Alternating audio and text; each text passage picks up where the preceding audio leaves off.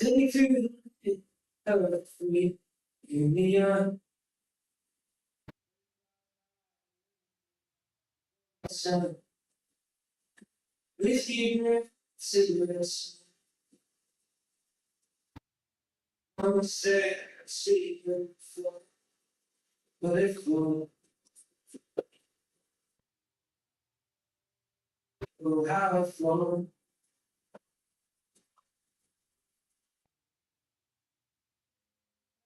Please, gotta say it's a little heart. Through the sickness and the hell, all alone, desert. I just want a chance for self-interest.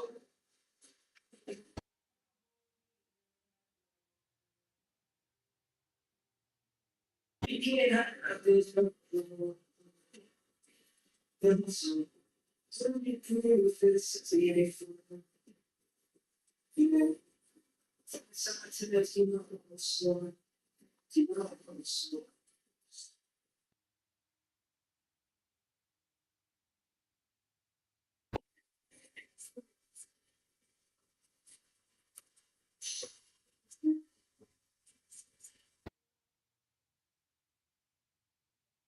I look pretty with wild winds blow. On the floor and say, the heart made getting back rooms in the outside with a force and lyrics and whiskey guns right down with the yellow wine. We walk the ski, the nights night. That's it, it's all the way it goes. There's no way in the so what's happening? They're farming. You know, you can't have this much more.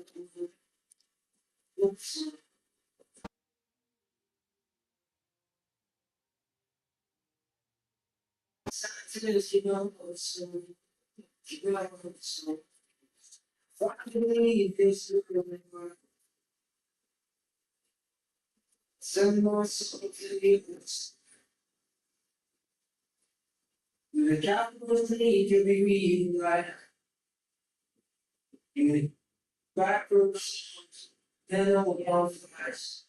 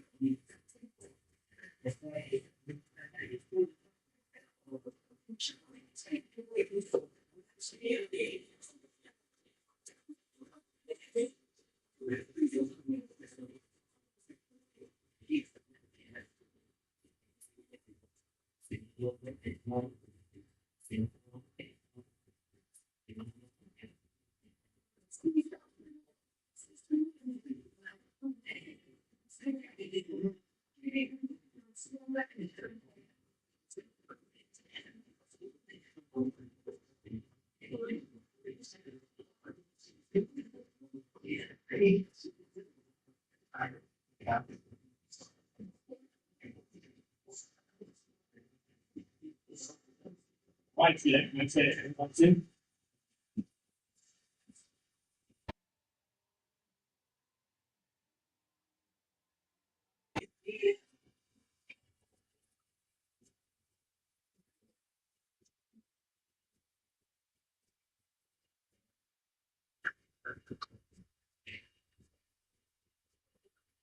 Ladies and gentlemen, this is experiencing the biggest down.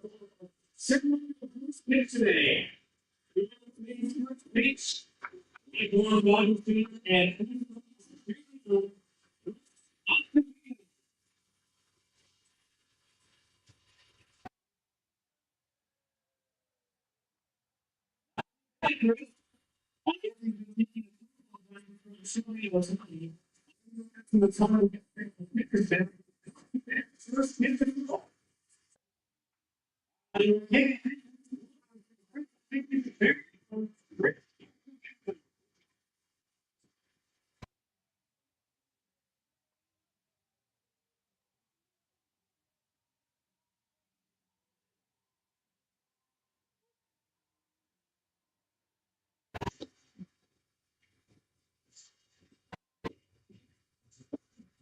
Uh, where'd I put my water? Is it in the car?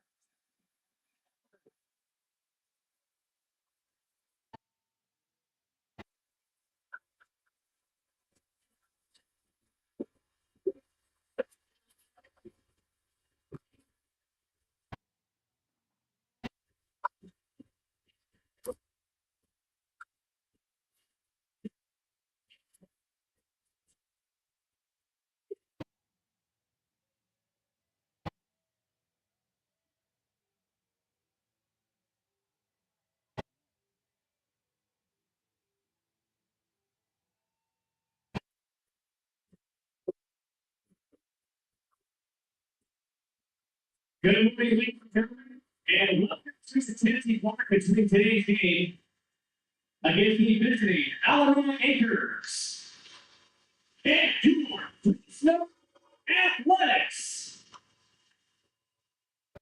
Here are some lineups for today's game. The visiting Alameda Anchors. Leading off, their right fielder, number 19, Logan Kim. Batting second, in center field, number 0, Jafari Williams. Batting third in left field, number 6, Zach Whitman. Batting fourth at first base, number 20, Brandon Lister. Batting fifth at third base, number 25, Tommy Gilbert. Batting sixth at second base, number 7, Connor Phillipson. Batting seventh, the catcher, number 24, Walter McMasters.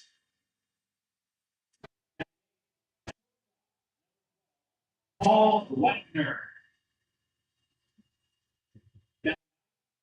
Designated hitter, number 23, Gaetano Fulsani. And starting pitcher today for the Anchors, number 52, Ty Wilson. And now here's today's starting lineup for your Athletics. Leading up out of Michigan State University, the left fielder, number 15, Scott Mitchell. At second, out of Regents University, number 14, Smith. At third, the center fielder from the University of Mary, number 15, Mikey. At fourth, the Regents University, the first baseman, number 24, Ethan Moore.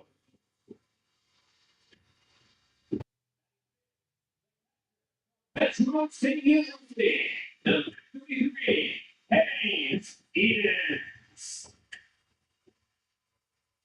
At fifth, designated hitter, out of Los Angeles, number 84, Parker Stone. Batting seventh, the right fielder, out of Michigan State University, number 84, Julian Rodriguez. Batting eighth, University, number 28,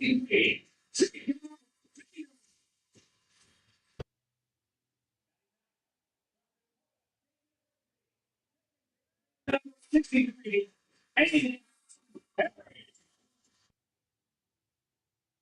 And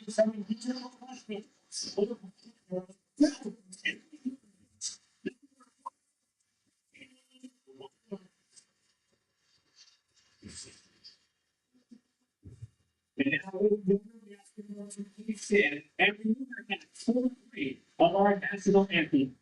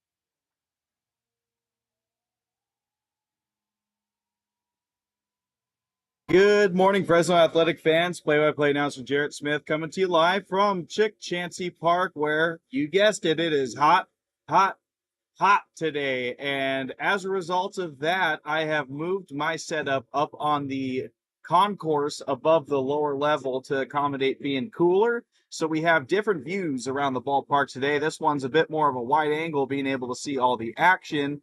Additionally, we have our first base side, third base side, similar to what we usually have, but a little bit of netting in the way. We're making do with what we have today with the amount of cord. So getting into today's game, the Anchors were able to win the opener 6-4 yesterday, 6 runs in the third inning for the Anchors. And then after that, the A's able to put up 4 of their own in the 6th inning. And that was all the scoring. Everything else was zeros for both teams. A's unable to cap off the comeback. And that was primarily due to their hitting with runners on base. Certainly wasn't bad from the plate yesterday, but wasn't great for the A's. They were keeping pace with hits, but the Anchors were able to get hits when they needed to in clutch moments. 6 RBIs for the Anchors yesterday, only 1 for the A's, and 10 runners left on base for the A's to the Anchors 6. So A's will be coming into today looking to get game 2, tie this series, and go to the series decider tomorrow on Sunday. Quick reminder for you as well, tomorrow we will have a different start time. I do believe it's going to be 6:55. I can confirm that, try and get in contact with somebody in between this game. But I know the Grizzlies moved their start time to 1 o'clock, so we most certainly won't be playing in the morning tomorrow. It's going to be an evening game. I do believe it's going to be just right before 7 p.m. So a little bit of Sunday night baseball action tomorrow, but before we get to then, we have Saturday morning baseball, and we are about ready to get started here. Ryan Weller takes the mound for the A's today, and he'll start out against Logan Kim, the right fielder for the Anchors. Pitch number 1 on the way is belted out to left field. It's got Mitchell on the run. It's over his head. Kim's heading for second base, and he's going to be in there easily with a stand-up double. So Kim teeing off on the first pitch he sees results in a stand-up double to start out the action for the Anchors. Good start for them. Back-to-back games of their leadoff batter getting on base, and got to like their chances for runs early in this one. Jafari Williams, the center fielder, now up for the Anchors. As Weller comes to the plate, and this one is bunted out of play, I do believe, into the seats. Wowzers.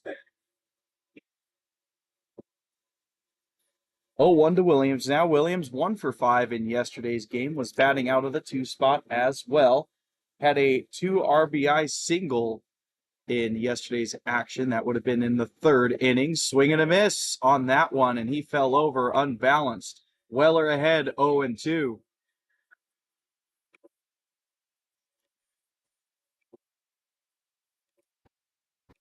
Weller taking a peek over at Kim. Now focuses back on home plate. 0-2 on the way. Looked like umpire was wanting to call time there, but the pitch does still count 1-2. So mentioning about the heat, it's already in the mid 80s today. Certainly feels a lot nicer on the concourse with the breeze blowing through, but it soaks in those dugouts and on the field. Going to be getting easily into the 90s when we drag on into this game. Certainly the dog days of summer here in Fresno, as that one's fouled into the screen. Count remains 1-2.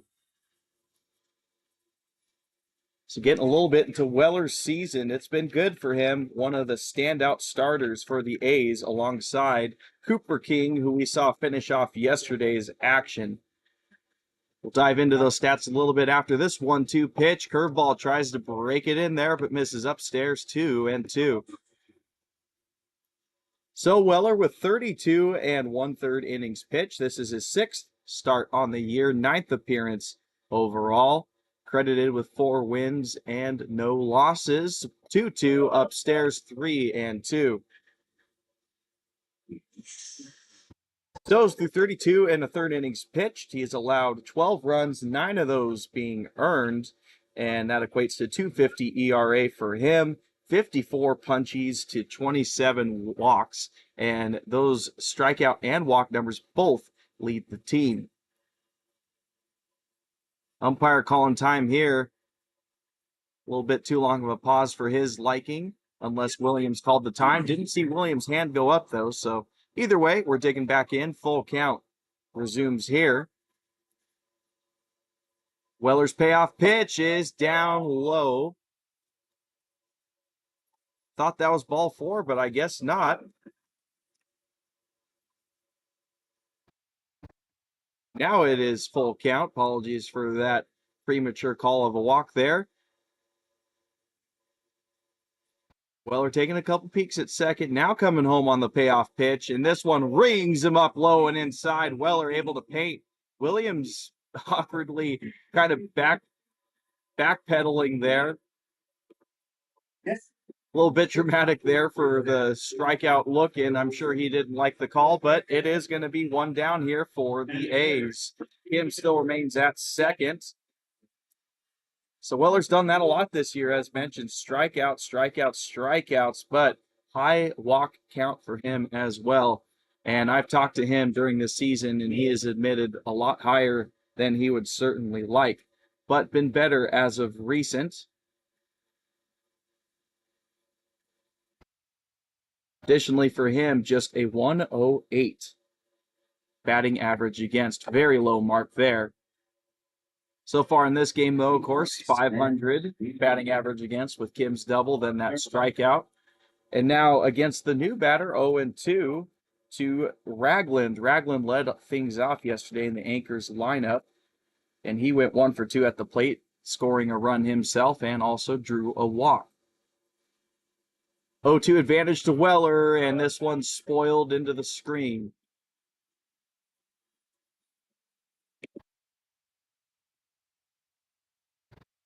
Cal Noonan comes into view there, retrieving the foul ball thanks to Cal.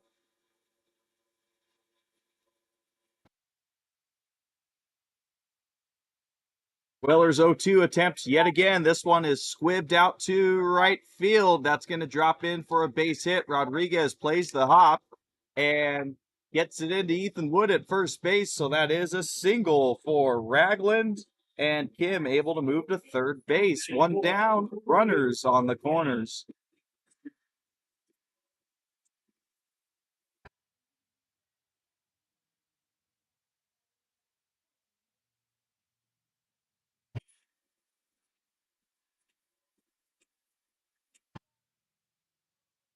So big spot here early for the cleanup hitter, Brandon Lister. He was in the 4 spot yesterday as well. Chance to take the early lead.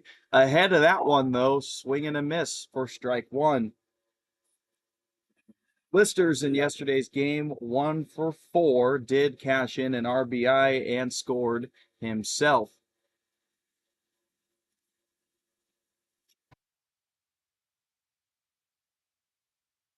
Weller's 0-1, breaks in, throw down. That looks like it's going over his head. It is. Edens airmails that into the outfield, and Kim is going to come in and score easily on that one. 1-0 Anchors.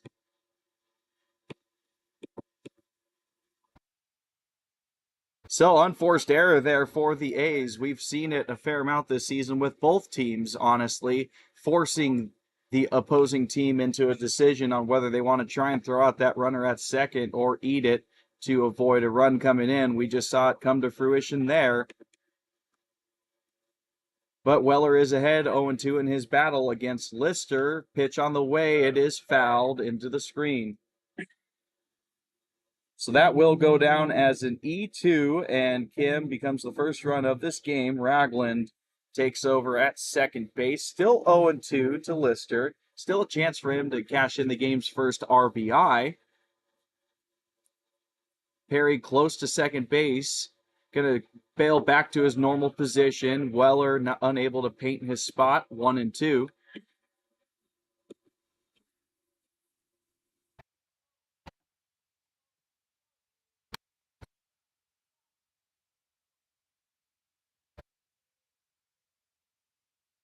Weller taking a peek at second, comes home. This one misses low and outside and counts even at 2 apiece. On deck for the Anchors is Kai Young. This is a new player, not necessarily to the team, but to this series. He was not a playmaker in yesterday's series. Curious to see if he was on the roster yesterday or if he made the drive down. We've seen that a few times with some teams, with players arriving to series a bit later. This one fouled into the second deck.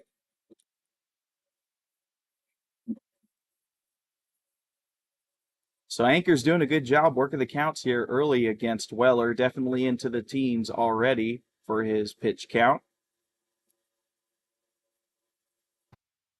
Yep, 18 pitches for Weller in this first inning. Certainly hoping to get that done and dusted here real soon. Breaks a curveball in there. Thought he had strike 3. Umpire doesn't agree, so count runs full, 3-2.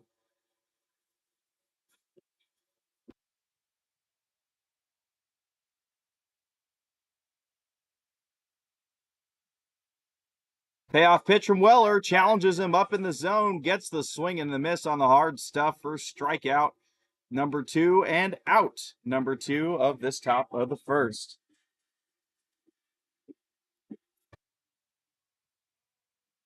Batting fifth, number 25, the third baseman, Kai Young. So checking in with the roster, Kai Young was, as a matter of fact, on the active roster for yesterday. So first start for him in this series. Couple of Anchors doing so today. First pitch to Young, misses low, 1-0.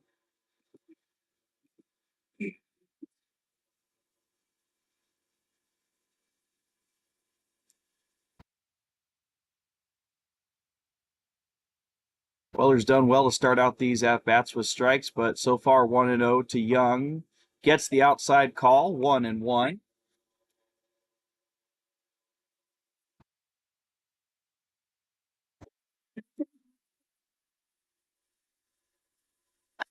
Already 2 hits in the inning for the Anchors, but that run coming in off of an error instead of a hit for an RBI. Weller taking a long look over at second base, still staring him down. Now comes home with the 1-1, swing and a miss at off speed in the dirt, 1-2.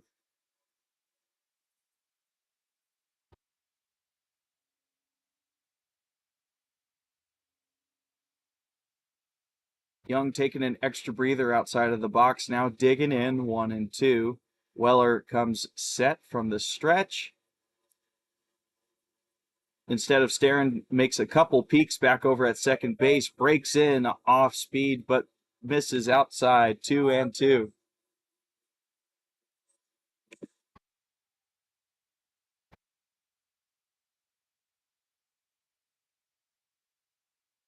Gullickson in the on-deck circle for the Anchors, hoping he gets a crack at it here to continue the run scoring early for the Anchors. Weller, on the other hand, looking to finish off young. 2-2 pitch on the way. This one is whizzed by Edens. He's going to eat the throw, and Ragland rather settles in at third base. Weller certainly brought the heat on that one, but brought it too far outside for Edens to be able to manage and catch. Looked like he was setting up on the inside part of the plate, misses outside on that one. So another full count in this first inning. Swing and a miss from Weller. He ends the first, but Anchors able to work that pitch count and able to draw first blood. They score the first run of this game, 1-0 Anchors.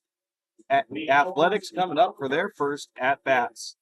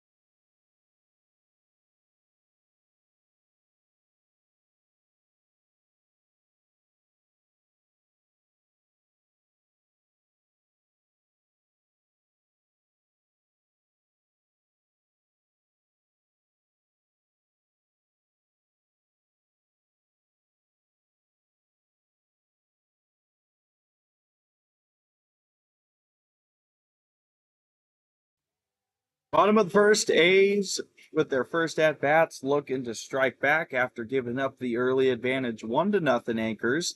First pitch on the outside part of the plate gets the favor of the umpire for strike one. Leading things off here for the A's is Scott Mitchell. He's in left field. A late start for him, as a matter of fact. Tyson Miller was originally scheduled to be batting leadoff, as he usually does, but not necessarily a late scratch, but a late substitution. Not feeling too well today, but he is still active and available for today's action if Coach White Featherston looks to sub him in. But in the meantime, Scott Mitchell's 1-1 pitch. He swings and misses. Foul tip into the glove, rather, for 1-2.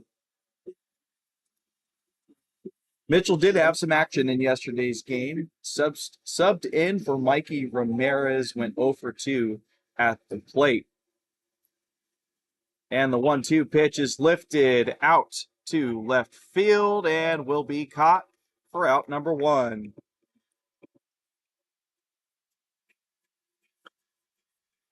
So while we're waiting for batter number two, that's going to be George Smith. We'll quickly run you through that A's lineup. We just saw Mitchell fly out. George Smith digs in. at shortstop. Batting second, Mikey Ramirez. Third in center field, Ethan Wood has the duties as the cleanup hitter today, and he plays first base. Batting fifth, Hayes Edens behind the plate, as this one is ball one to Smith. Batting sixth, Parker Cristall is the DH. Seventh, Julian Rodriguez. More recently, when he's been playing, we've seen him behind the plate, but he is in right field for today's game, as this pitch is dotted outside, strike one. And batting eighth, Jake Maynor. Again, another interesting little position switch for what we normally see. We've seen Maynor DH. We've seen him at first base. Now he's at the other corner position, playing the hot spot at third base. And finishing things out is Aiden Perry at his usual second base spot at the bottom of the lineup. Smith has a quick advantage early on, 2-1 in this count. Yesterday's game, bit of a tough one, 0 for 4 and 2 strikeouts. This one looks to be in play and foul ground. Underhanded basket catch for the first baseman. That is Lister for out number 2.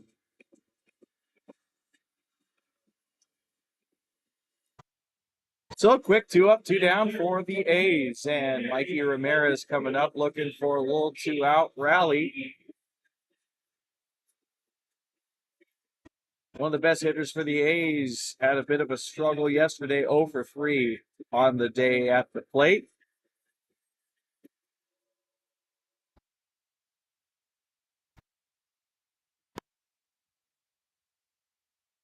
Pitch number 1 to Mikey's swing and a miss. Looked like he was ahead of that off speed for strike 1.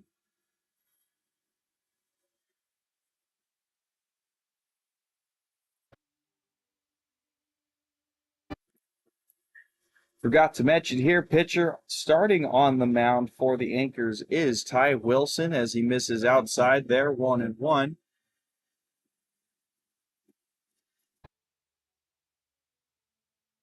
Starting pitcher yesterday was Urich for the Anchors. Had a solid start. Then a submariner came in, and it was not pretty for him. But then, as mentioned yesterday, one of the best baseball names I've ever heard, especially for a pitcher, Blaze Hill, came in and finished things off for the Anchors with some solid heat and off speed. So overall, decent pitching here for the Anchors, and Athletics are trying to adjust. They've certainly have good hitters on their team, but good pitching, good matchup.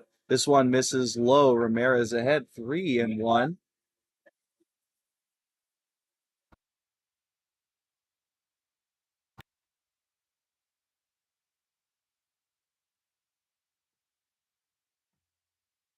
So hitters count here for Ramirez. Wilson trying to not lose him with a free pass, but he does right there. Misses outside for ball 4.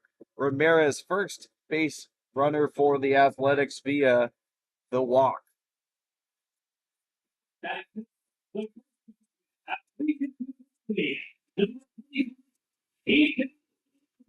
So with a runner on first and 2 down, Ethan Wood digs in, hoping to move Ramirez around the bases. Ordinarily, runners in scoring position indicates second and third, but with this power speed combination, it could very well be right now, as this one's blooped into shallow right center field. Base hit for Ethan Wood. Ramirez on to third base.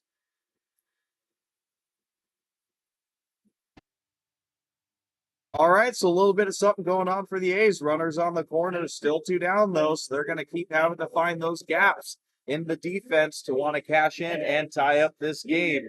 Hayes Edens digs in with just that task. Yesterday, 1 for 2 with a single against Urich before he was subbed out for Isaac Fernandez. This one blooped into left field. Base hit, RBI knock for Hayes Edens. Mikey Ramirez comes in to score easily, and A's, just like that, have tied it up. We're back to square one, 1-1. Well, Eden certainly didn't take very long to cash in on that opportunity. First pitch sent out to left field. And now he'll settle in at first base. Woods at second, and here's another power threat. Parker Cristall, the DH for today's game. 0 for 2 in yesterday's game, but earlier this week left the building with his second home run of the year. And we've highlighted his slugging and OPS this year in general. It's been nothing short of impressive. So big spot here for the A's to potentially take the lead. Kristall's first pitch starts him out outside for a strike. Does Wilson.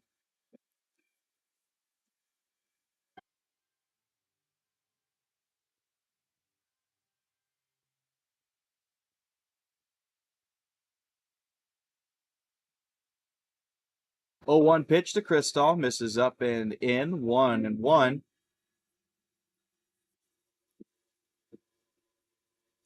So talking about those slugging and OPS numbers, 576 just behind Ethan Wood for second best on the team, and OPS is actually first on the team, 1.107.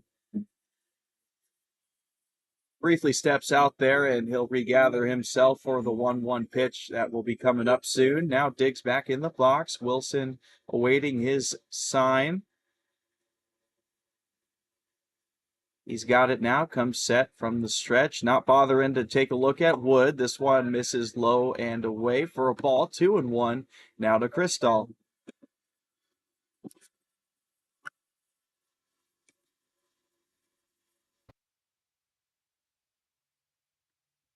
So these sort of moments, Ace struggled in yesterday already, better off than yesterday. 1 RBI ties their mark yesterday through 9 innings, and we've only played 1 inning. This one misses inside for a 3-1 advantage to Kristall now.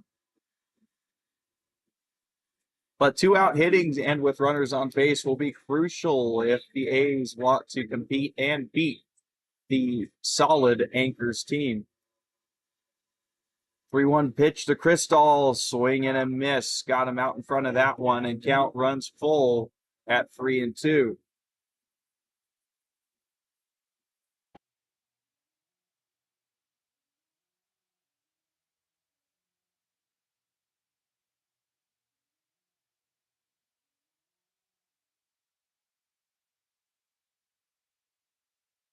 Potentially a consequential pitch of this inning. 3-2, 2 outs. Kristall able to fight that one off, and the count will remain at 3-2. Julian Rodriguez fetches the foul ball on that really nice Grizzlies logo, and we'll dig back in for 3-2.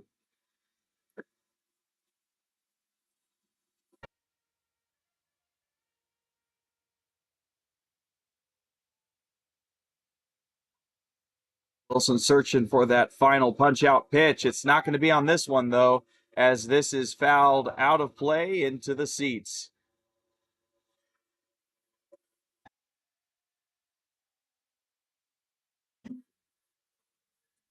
So we highlighted Kristall's OPS, the slugging part, but on-base percentage has also been a good mark for him. Seen him work the counts quite a bit this year and be able to draw walks. And he is on the precipice of doing that yet again here. Was ahead early in this count, but still fouling stuff off as he does right here yet again. Eating up Wagner's pitches and working for a better pitch to hit or a free pass to get to first.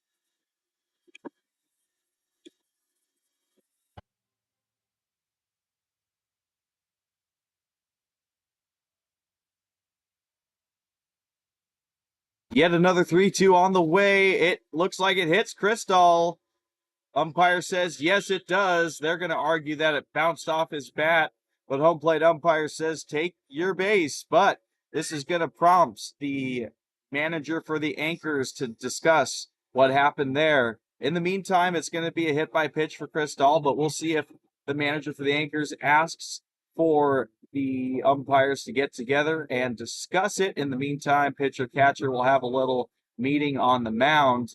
If the call stands, that's going to bring up Julian Rodriguez with bases juiced for the A's. Looks like that is going to be the case. Bases will be loaded for the A's. Hit by pitch for Kristall. He'll take first base. Eaton's on to second. Wood to third.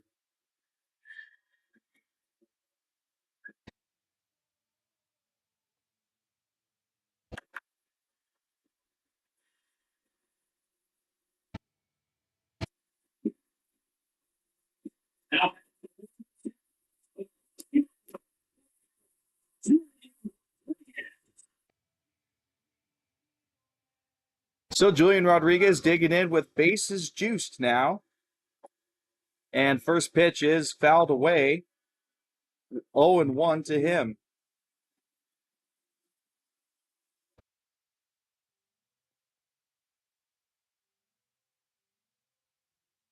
Rodriguez was not in yesterday's game, but gets the start today. As mentioned at the beginning of the broadcast, we're used to seeing him at catcher, but playing in the outfield for today's game. He skies this one in the air, and it's going to be out of play into the seats.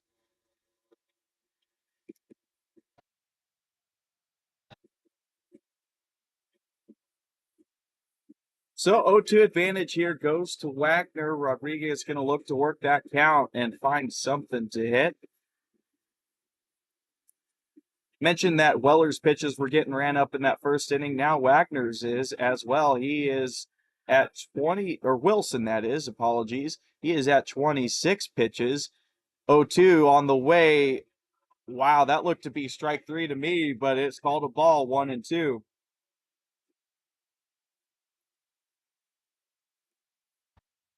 To be fair, I don't have as good of a view as I usually do down by home plate, but still unsure where that missed. But Rodriguez with the good eye, 1-2 pitch on the way. This one's skied in the air, might be in play this time. Third baseman watches it go into the seats.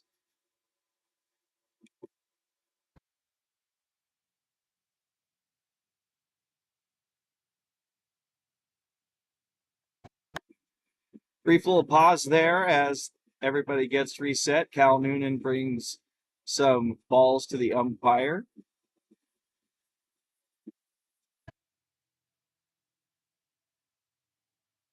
And again, we're ready to go with 1-2 pitch. Rodriguez keeping things alive as he watches a slider break off the plate, and the count evens up at 2-2. Big spot here for both Rodriguez and Wilson. Wilson trying to keep the game tied. Rodriguez trying to give the A's their first lead of this series. No, he didn't think. He knew he struck out on that one. Started walking to the dugout immediately. That's a strikeout looking for Wilson in a huge spot to preserve the tie for the Anchors.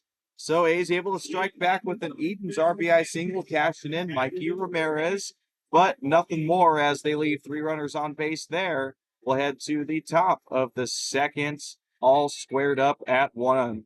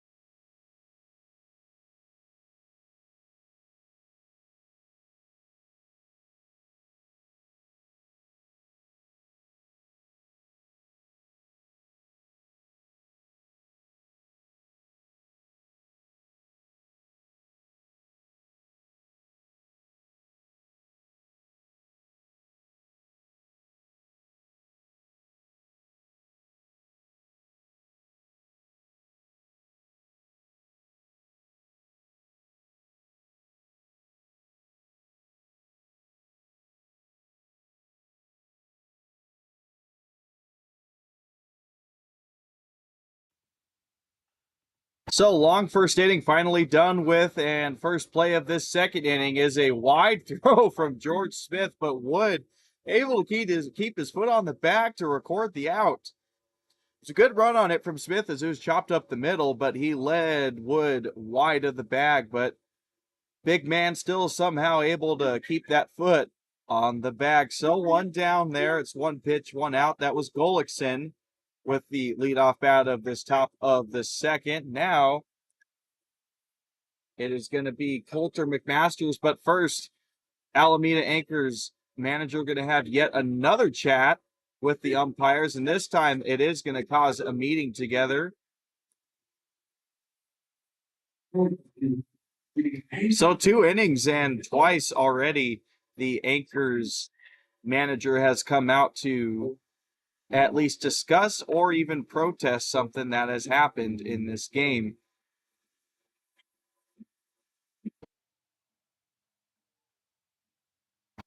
The appeal is successful here after home plate umpire discusses with him. That's very intriguing.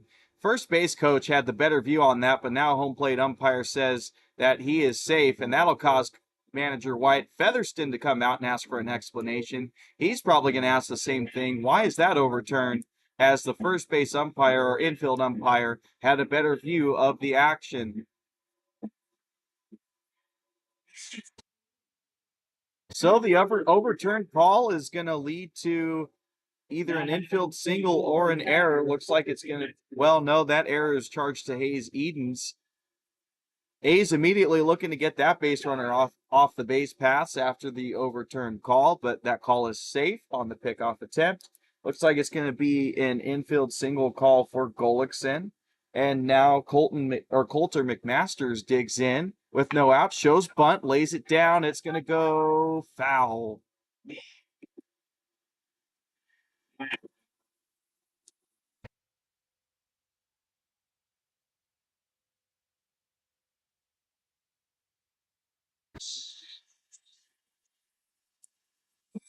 So the long walk back to home plate after laying down an unsuccessful bunt. 0-1 count now for McMasters.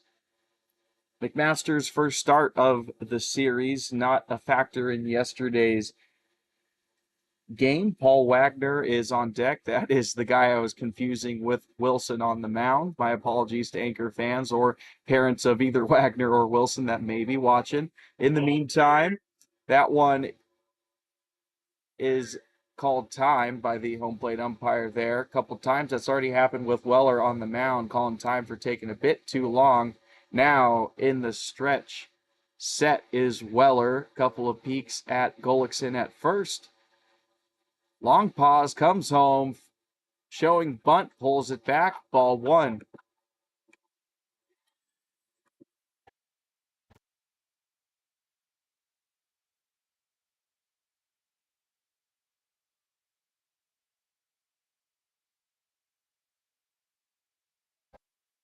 Weller taking a peek over. That was close, but Golickson able to get in there just safe.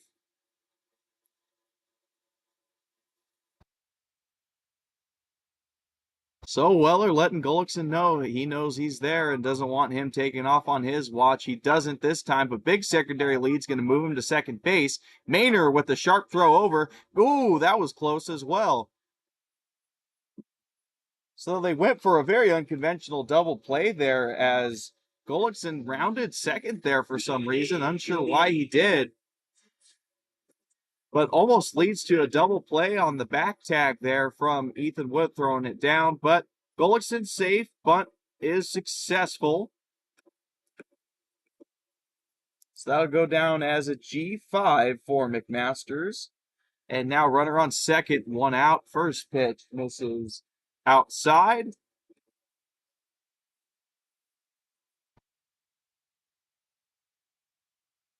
Wagner yesterday 0 for 4, struck out twice, but did score once.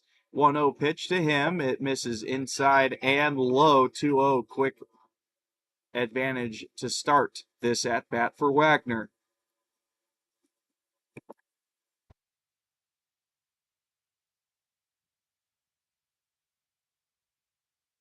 Taking a long, hard look at Gullickson. Now comes home. This one's mashed out to center field, but looks like Ramirez is going to be under it. He is. Tagging up is Gullickson. Smith cuts it off and unable to get Gullickson out in time. So good baseball here from the Anchors, moving their base runner across with a bunt, with a ground out on a bunt attempt, and Wagner with the flyout to center field. So Gullickson's at third, only 90 feet away.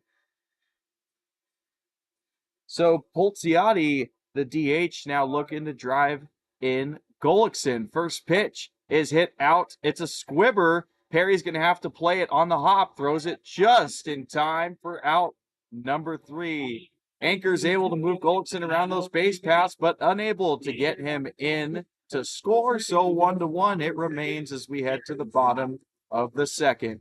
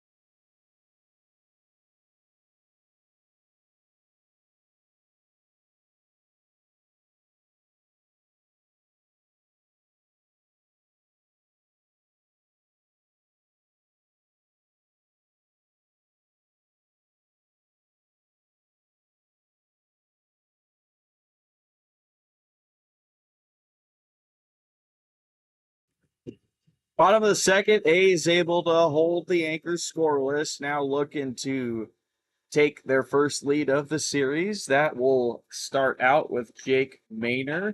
Shows bunt, puts it down, gets just by the pitcher, and that is a bunt single for the A's. Good start for them. Maynor takes first base, and I got to tell you, it seems like the road series really woke up something, I reckon, in the A's. Hardly saw small ball being played at all in the first half of the season, and the Rogues really able to dismantle them with small ball, especially in that Sunday game when they were ahead 4-0 after the first inning, able to manufacture runs and get the come from behind win. 2 come from behind wins against the A's, and perhaps it's lessons learned. Perry even showing bunt this time, pulls it back for a ball, 1-0.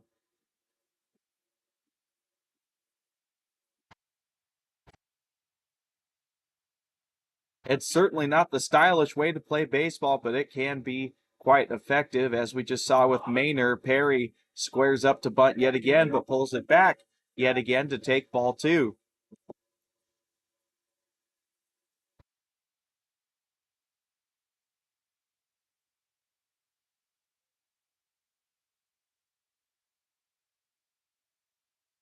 Two-0 pitch, squares up the bunt, pops it up, a little dangerous there, but first baseman Lister unable to get to that one, 2-1.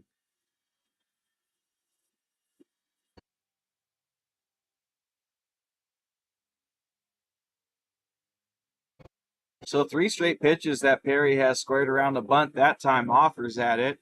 We'll see if he goes for it again with 1 strike on him now. In the meantime, top of the lineup is due up for the A's here after Perry. In the meantime, Wilson checks over at first base. Maynard able to get back in time safely.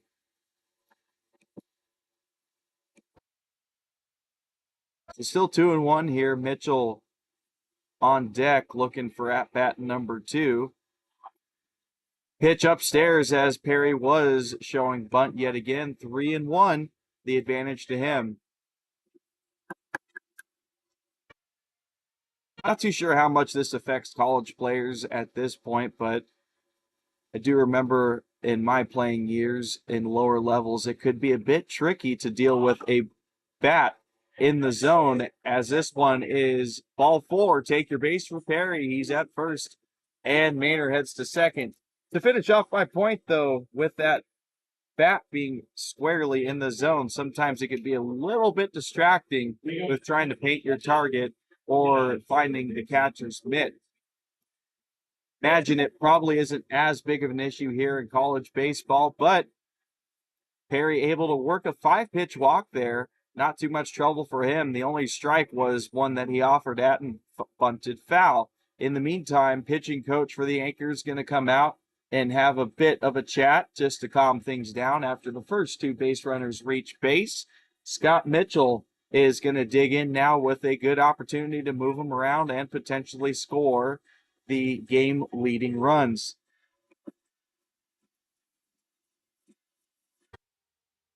That's the second walk for Wilson in this game, and technically we call it 3 free passes as he plunked Parker Crystal in a full count on the hands. Pitching coach is already going back to the dugout, but a bit more of an extended conversation between pitcher and catcher.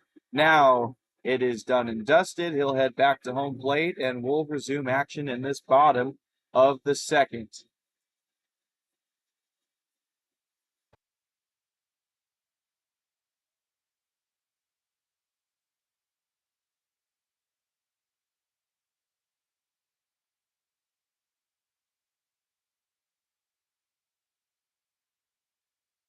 Wilson's first pitch on to Mitchell, fouled away.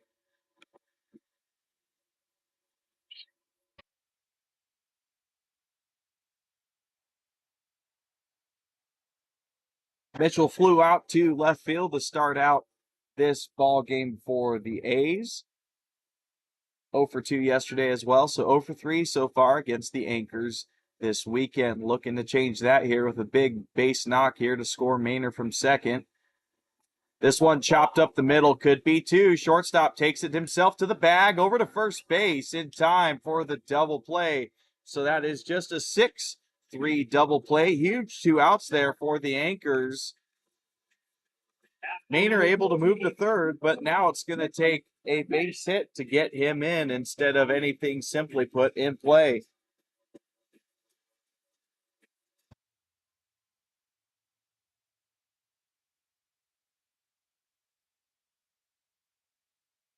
So now George Smith up, Maynard at third. First pitch, swing and a miss. Pulled his head looking at that left field foul pole. 0-1.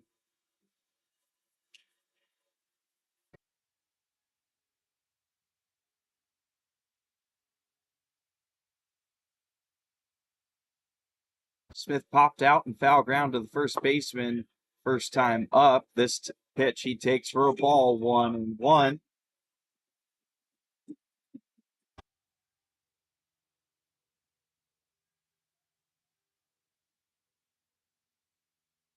Wilson at 39 pitches here, so get a little inflated through these innings.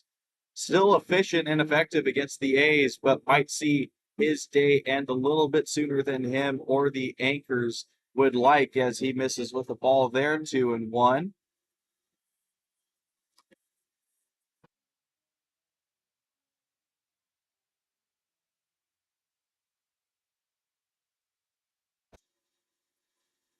This one blasted over the second baseman's head. It's a RBI single for George Smith. Jake Maynard comes across to score, and the A's have their first lead of this series, 2-1.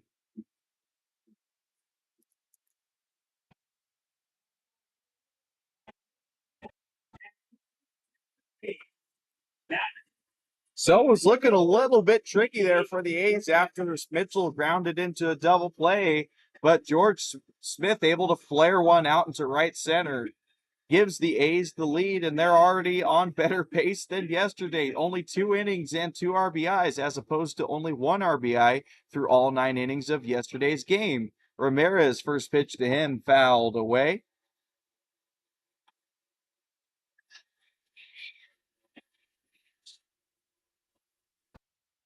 Ramirez able to work a walk in his first at-bat last inning, and he was the first run scored for the A's in this ball game.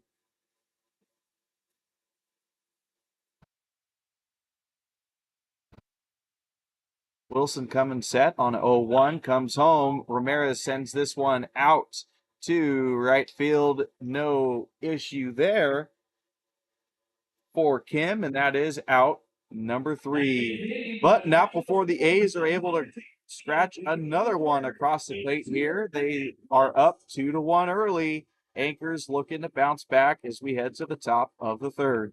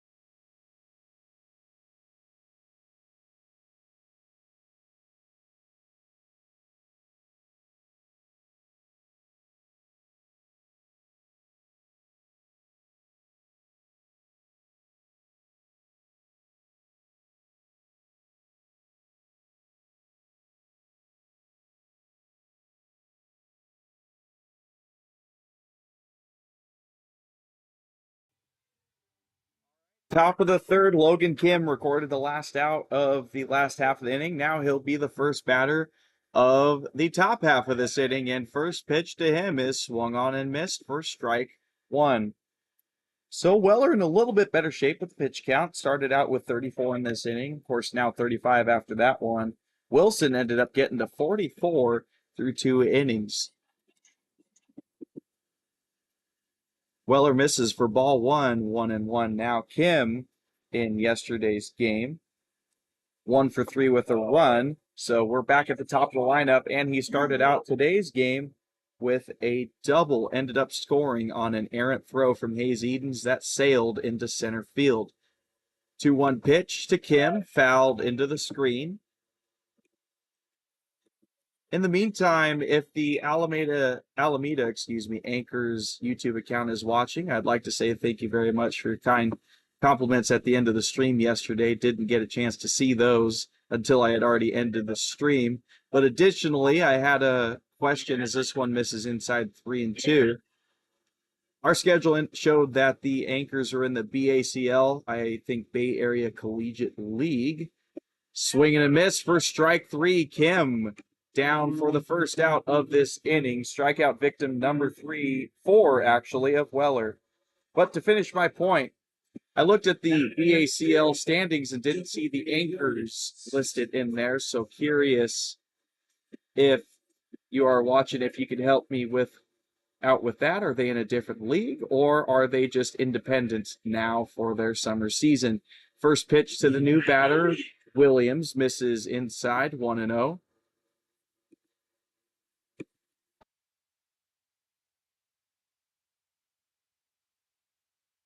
Pitch number 2, misses low and outside, 2-0. Williams' first time up, he struck out looking. First strikeout of Weller's outing today, fouled back into the screen.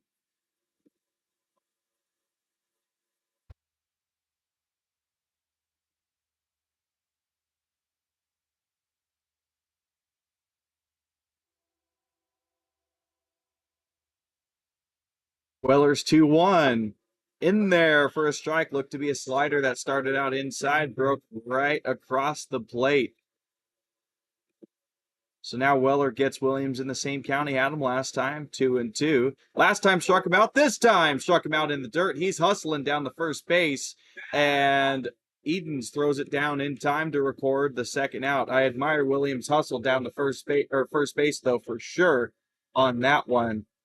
Fair amount of time we'll see ball players just take the trot, assuming it's going to be an automatic out. So with 2 up, 2 down, it'll now be Ragland, the left fielder. Had a single his first time up. One of 2 hits in the first inning for the Anchors when they were able to get a run.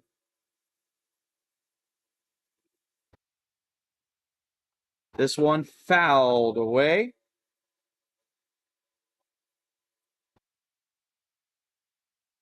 Oh, and 1 here for Weller.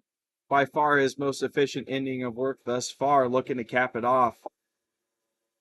Wow, great pitch there from Weller, but doesn't get the call, 1-1.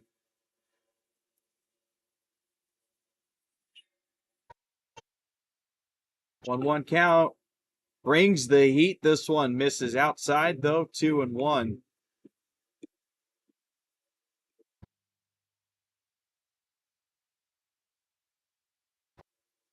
Strike on the inside there. Just able to break back enough to get the call, 2-2.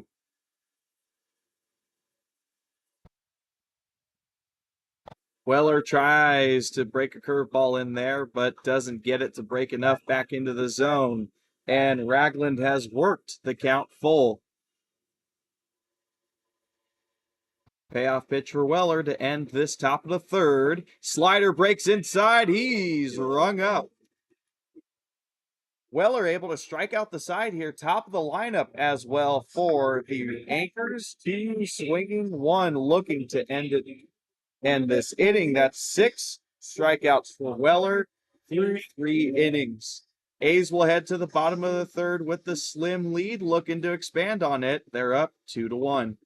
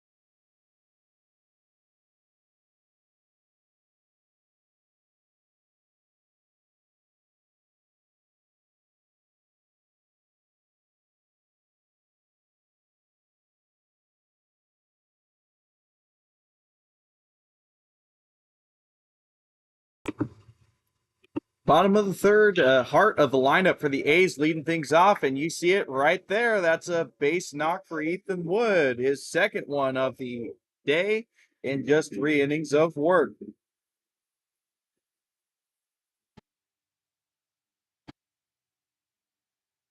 So A's already starting things off right here. Another base hit for them. That is the 5th already in this young game, and Hayes Edens digs in, looking to do the same. Had himself an RBI knock in the first inning, scoring Mikey Ramirez. First pitch to him, in for a strike.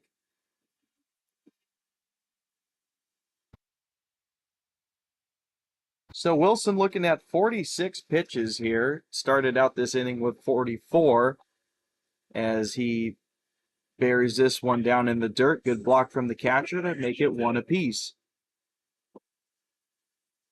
It's not a bad outing by any means for Wilson, but we'll see how long he's able to extend with getting behind on the pitch count early on in his start. This one misses away for a ball, 2-1.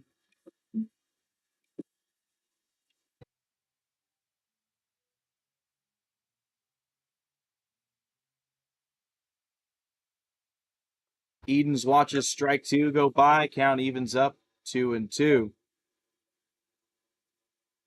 Anchors have already turned 1 double play in this game. Would certainly like to do it again here. Both Wood and Edens not the quickest runners for the A's, so certainly doable. This one breaks outside, and the count runs full.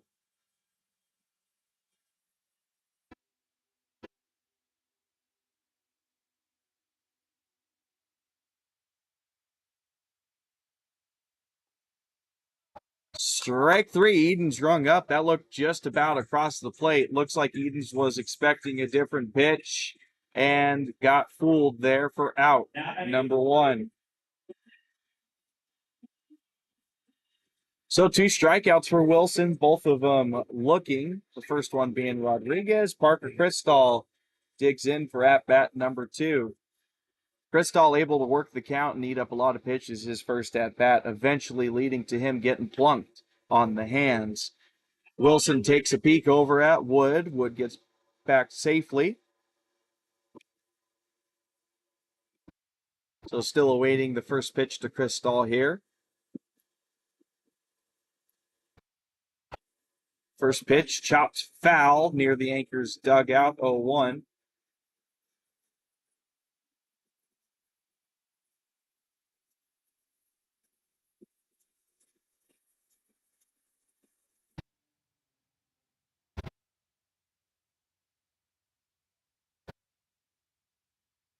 Oh, 1 pitch onto Cristall's, waved at and missed. Looked like he might have tried to speed up Cristall there. He did. Slow down, rather. That looked to be a changeup, and Cristall was ahead of it, 0-2.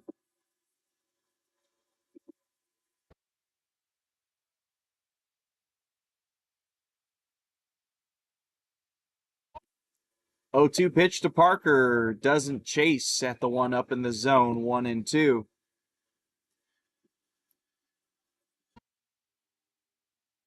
So we'll see if Cristall will be able to work yet another at-bat with foul balls and getting the balls up in the count. He hits this one out to center field instead, though. That's a base hit, was down 0-2. Center fielder, it bumps off his leg. He slips, and Ethan Wood is able to get to third base. Cristall's able to get to second base. Wow, bit of a bizarre play there in the field. Williams not helping out his pitcher Wilson at all. Takes a hop off his leg and then slips trying to retrieve it. And as a result, both Cristall and Wood able to grab extra bases on that base hit. So it'll be ruled a single for Cristall. He'll move to second, and Wood will move to third on an E8. And now the A's are in business here for more run potential to score here. Both runners in scoring position, only one down. Julian Rodriguez digs in with an opportunity to cash in this time. Last time he was up, he had bases juiced, but with 2 out, ended up striking out looking. First pitch bounces in the dirt. Good block, though, to keep Wood at third base.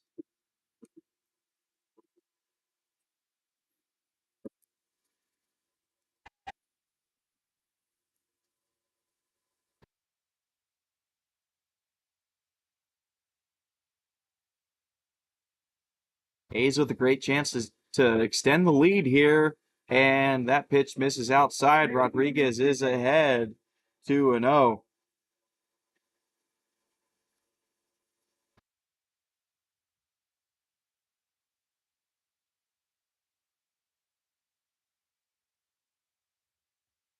This one is hammered down the left field line, but looks like it's going to hang up just enough. Warning track shot it is. Wood's going to tag up on that. It's going to be a run for the A's. So Anchors and A's will trade it out for a run there. Wood comes in to score the third run of the game for the A's. 3-1 A's.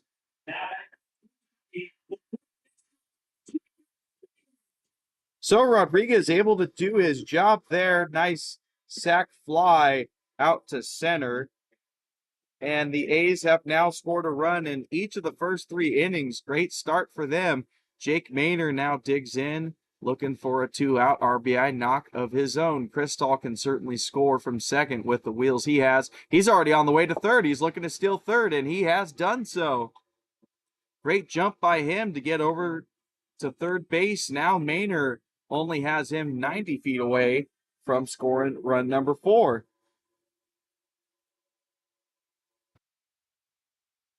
Maynard's last time up, able to work a single himself. 0-1 pitch, called strike, and he is down quickly 0-2.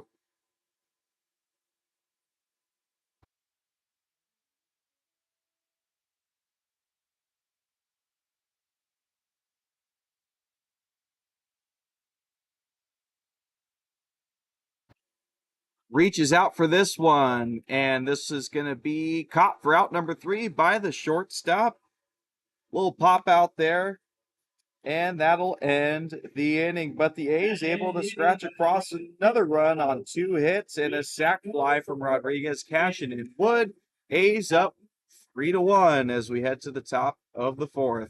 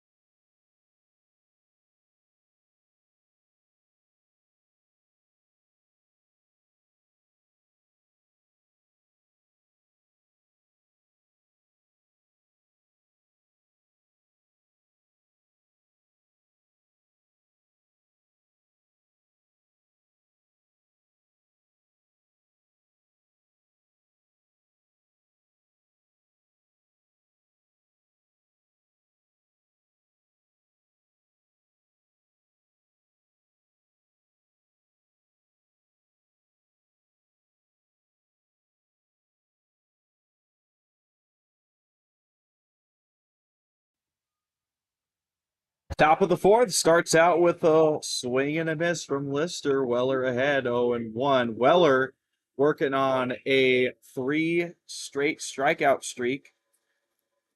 Was able to strike out the side in the 3rd inning. Impressive stuff from him. We've seen him be streaky with strikeouts this season, as this one's fouled into the Anchors dugout. Looks like no harm done, though.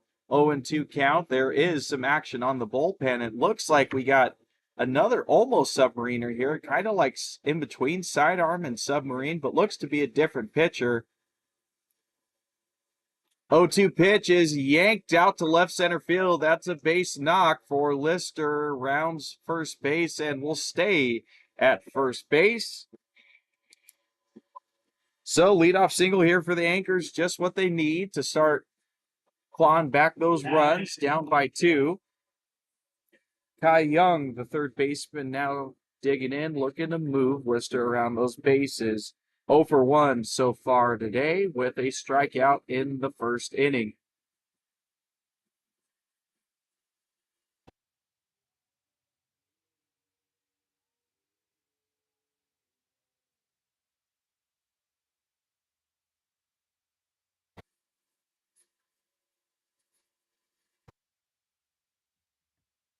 First pitch, Weller starts him out with the ball. Looked like he yanked a slider way outside. Edens with the good glove work, though, to keep it in front of him.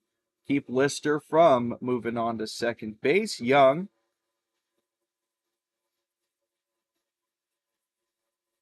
did not start in yesterday's game, so only one at-bat for him so far. This one bounced in the dirt again. Edens able to catch that one again. 2-0.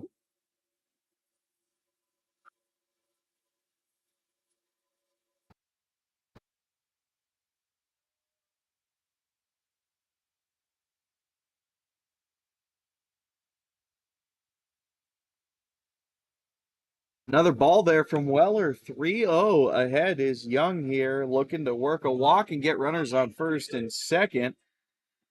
We've mentioned a bit of the struggles here for Weller with walks this season, but so far, through 3 innings of work, has not issued a walk yet, but in danger of doing so right here. And he does. That one looked competitive, but ball 4. Weller looks confused, thought he had a strike there. Instead, it's a free pass for Young. Runners on first and second for the Anchors to start out this top of the 4th.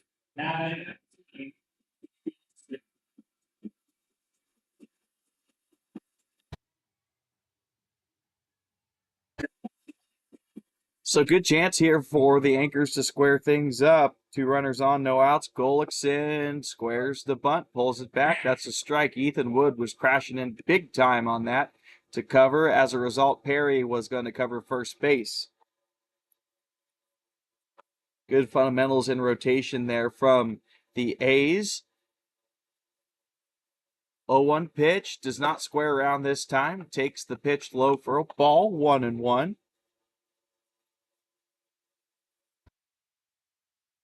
Gullickson 1 for 1 so far today with a single, able to make it to third base, but could not get cashed in. 1 for 1 yesterday as well was he. This 1-1 pitch misses inside, 2-1.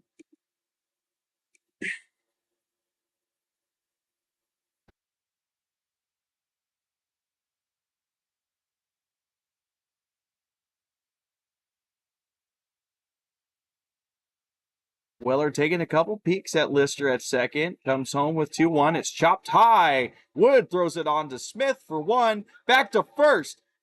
2 outs. Double play there. Big play for the A's. Wood was in that awkward position of whether he should touch first base and go for the tag at second or just go straight to second. Makes the right decision in the end and wipes 2 base runners off. Yeah, that was an out call, but yet again, here is the Anchors manager arguing perhaps for a chat or not.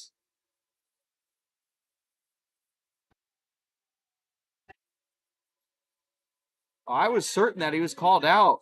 Yep, there goes the base runner back to first. The Anchors were holding him on first base in case it was overturned, but there he goes back to first base. Big double play there for the A's. Do believe that's going to go down as a 3-6-4 double play. Very unconventional there, but the A's certainly aren't going to complain. They now have a runner at third, do the Anchors, with 2 down. So it's going to be up to McMasters to try and drive him in with 2 down. First pitch, swung on and missed in the dirt, 0-1.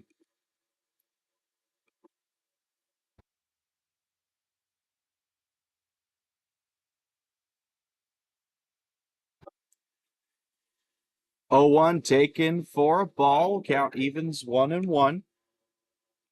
McMaster's 0 for 1 so far on the day. Grounded out to third. Do believe that was a bunt attempt to move over Gullickson in the second inning. Weller's 1-1 is inside and chopped foul to the Anchors bullpen, 1-2.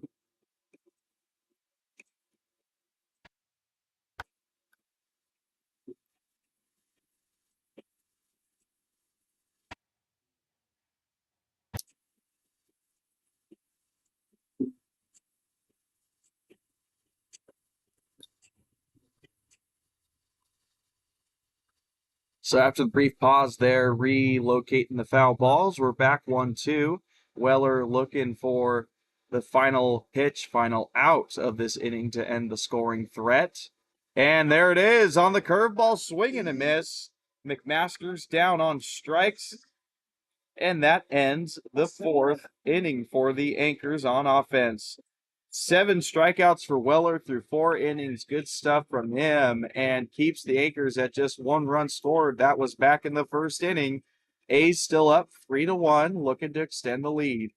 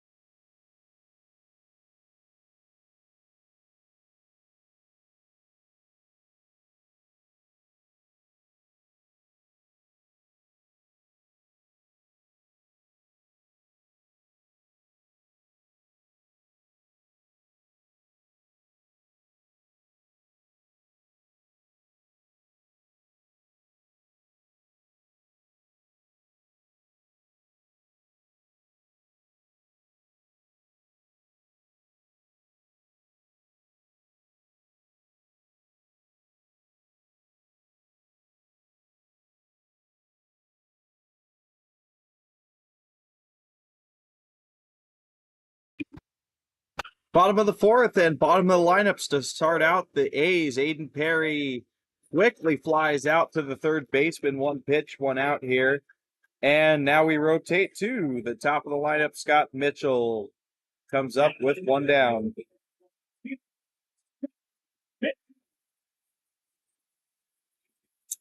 Irene Rodriguez, thanks for tuning in. And yes, indeed, let's go A's. They are doing us good so far today, bringing the game and making sure they're cashing in their opportunities. And that is why they have the advantage early, 3-1. Mitchell swinging a miss at the first pitch, looked to be on the outside part for 0-1.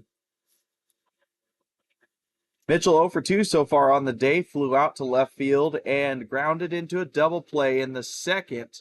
Slider there gets the call on the outside part. Looks like it might have not caught too much plate, but still Wilson gets the call for 0-2.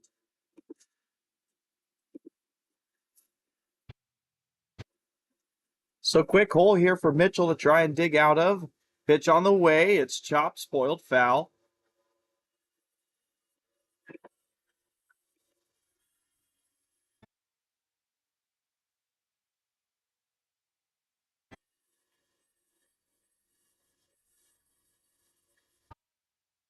O 2 pitch is spoiled yet again. That was a good pitch by Wilson, but Mitchell just able to have a 2-strike swing to keep it alive.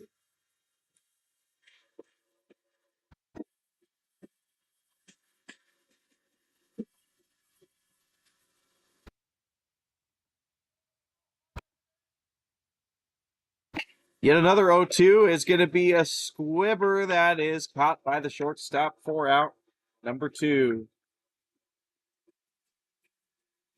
Quick 2 up, 2 down for Wilson and the Anchors in the bottom of the 4th. Brings up George Smith.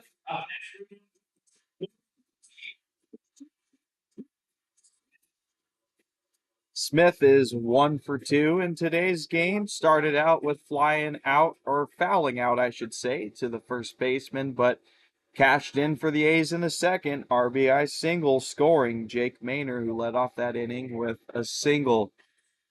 Smith's first pitch is taken for a ball, 1-0. Wilson looking for a quick out here to keep that pitch count low. Good start with the first 2 batters.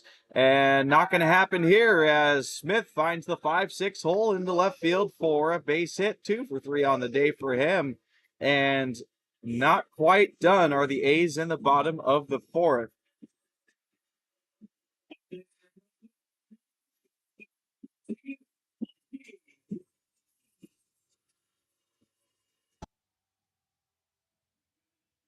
With 2 down, Mikey Ramirez digs in for his chance to contribute to today's action. Already has, but would like to do more. This, led off the game with a walk and scored. This one is a diving stop by the third baseman. Has to eat it. George Smith finds himself in a pickle, and he is tagged out. Looked like Smith was anticipating the third baseman to make the throw over to first base, but ends up eating it smartly and draws Smith into the pickle for out number 3.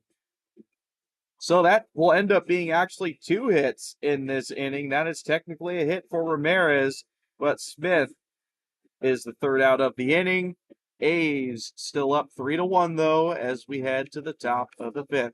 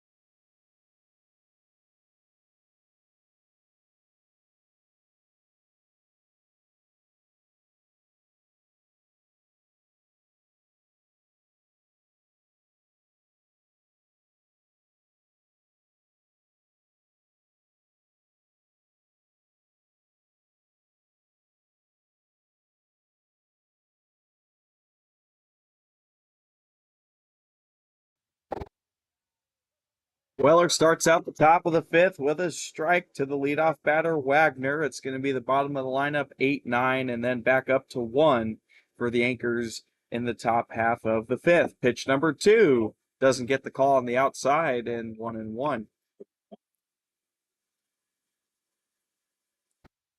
0 for 1 so far for Wagner. Flew out to center field as he watches 1-1 go by outside for 2-1.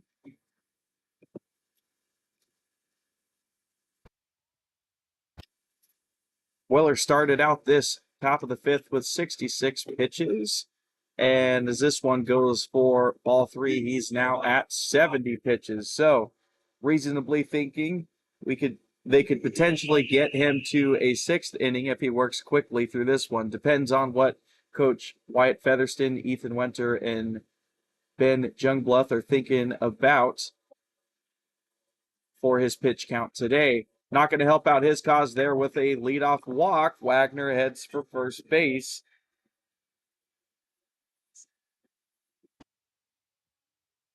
So leadoff runner here for the Anchors.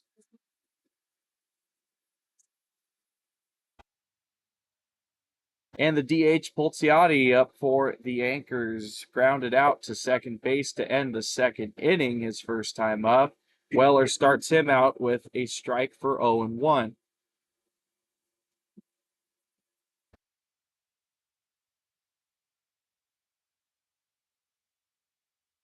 0-1 pitch upstairs, back pick attempt from Edens. Wood able to keep it from rolling out into right field. So Wagner's in there safely. 1-1 count for Pulciotti. Pulciotti, excuse me.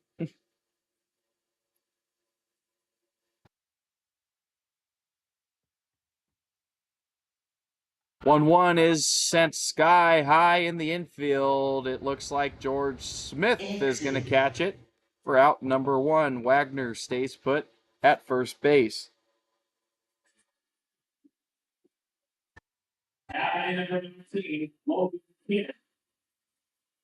Top of the lineup, back up for the Anchors. This will be their 3rd time through the order for Weller, and it starts out with Logan Kim, the right fielder. 1 for 2 so far on the day. Single in the first as Weller picks him off, it looks like. Yeah, they're throwing around the baseball around the base paths. It is out for Wagner on the pickoff from Weller. Good stuff there from the A's to get out number 2, and yet it's going to be another discussion with the Anchors manager. That's going to be the 4th time the Anchors manager has tried to contest something in this game. He's certainly getting his money's worth here out today at Chancey Park. In the meantime, Weller will just pause behind the back of the pitcher's mound.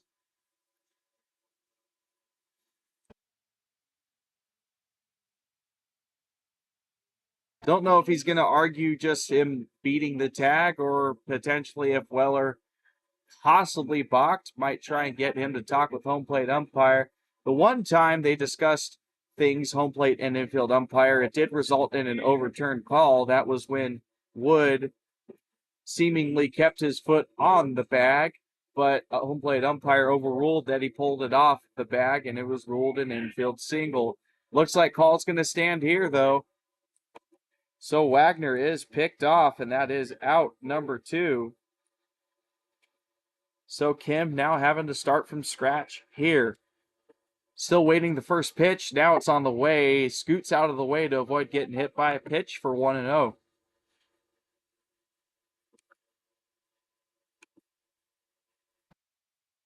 Weller into his windup now with the runner off the base. Absolutely lets that one rip, but it's outside, 2-0.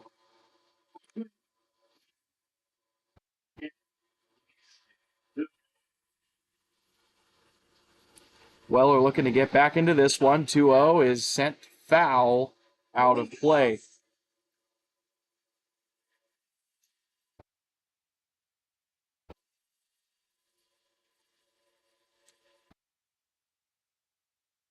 The 2-1 tries to paint outside. Doesn't get the call, though. 3-1.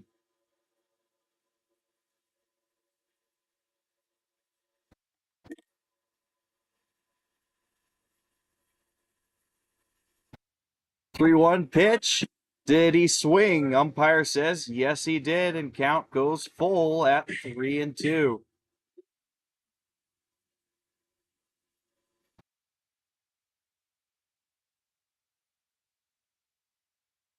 Payoff pitch from Weller to end this inning, misses outside. Ball 4. So that'll be the second walk of this inning, from Weller. Kim takes over at first base, 2-out base runner, bringing up Williams. And yeah, you're not wrong, Travis Wood. That's got to be one of the funniest things I've seen in a while.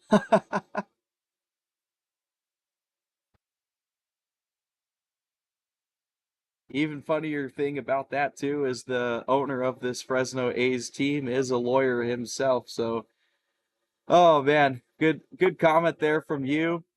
And new batter here for the Anchors is Williams. First pitch is a ball. Weller starting out from the stretch now with Kim at first. 1-0 pitch, swing and a miss on the slider.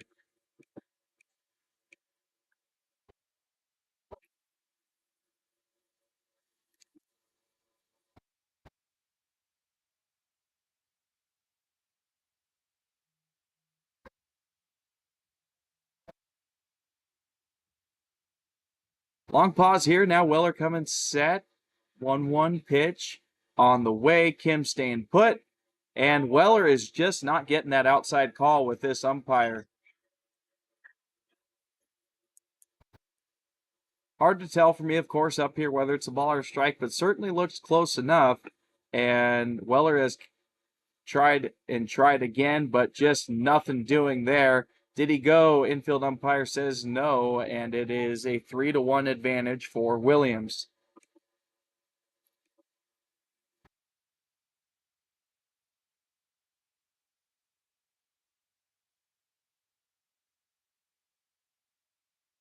Three-one count. Gets the outside call this time, and what a time for it, as he was in danger of walking the third batter of this inning.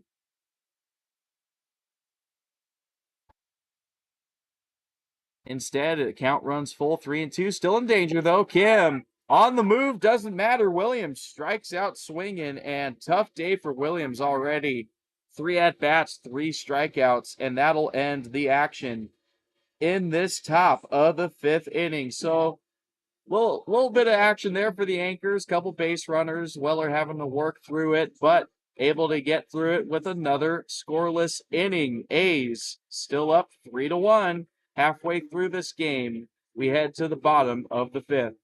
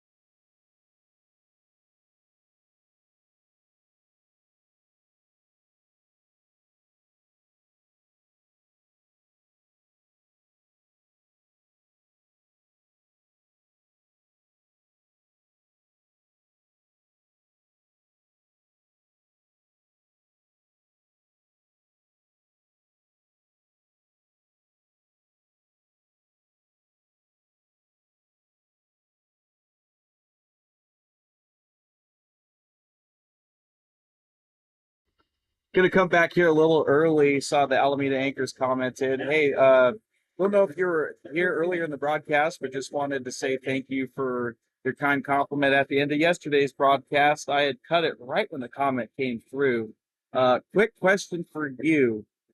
Our schedule indicated that the Anchors are in the BACL, Bay Area Collegiate League, but I looked up the standings and doesn't show them in the standings. So has your team since been not necessarily removed, but just no longer a part of the league, and are y'all independent ball at this point in time? I'd certainly appreciate a answer to that question. In the meantime, we do have a pitching change to report.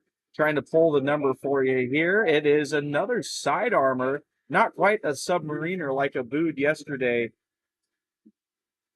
but still coming in from a very unorthodox arm slot here, and will be a unique challenge for the A's. We have a conference on the mound between pitcher and catcher. There we go. We got number 10, so it's going to be Kalen Morgan that'll be coming on in for the Anchors.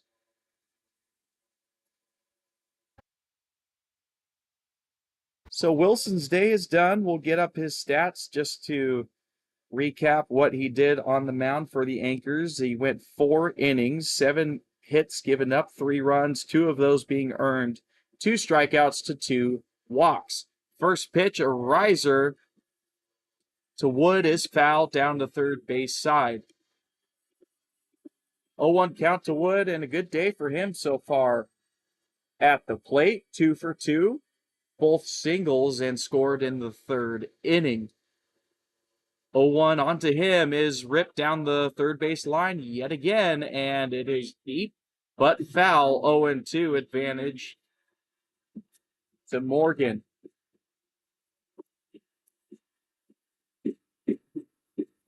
Okay, thanks for the answer on that one. And wow, looks like y'all have had some good success there. Not surprised, you definitely have a good squad here. Competitive yesterday, competitive today. Pitching has been solid, scores have been low, but good teams have been working those counts and those pitches. Ethan Wood finds himself in a 1-2 count here as the first batter Morgan faces. That sidearm release, tries to paint outside, doesn't get the call. As mentioned, umpire seems to be calling a bit of a tighter zone, especially on that outside pitch. So the count has run even at 2 apiece. 2-2 misses way outside. If there was a batter in the right-handed batter's box, he would have been plunked with a pitch on that. And the count has run full 3-2.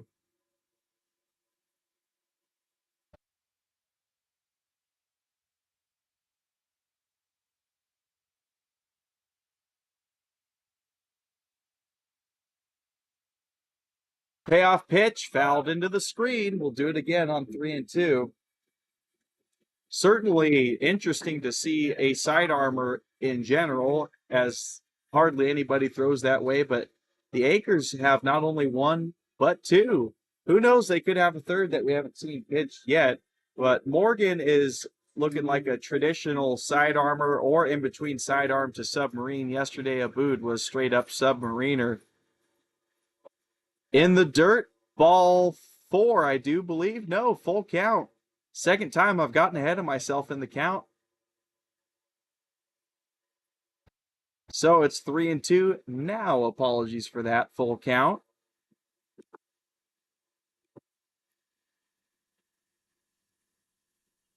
Now the payoff pitch. It's way outside. Ball 4. Take your base, Mr. Wood.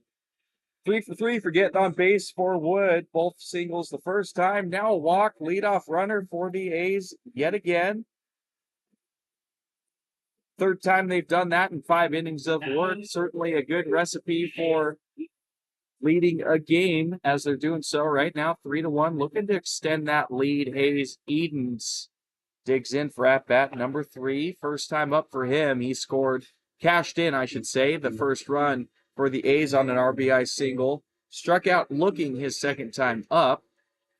Ahead 1-0 early in his at-bat here. That one in first strike, 1-1.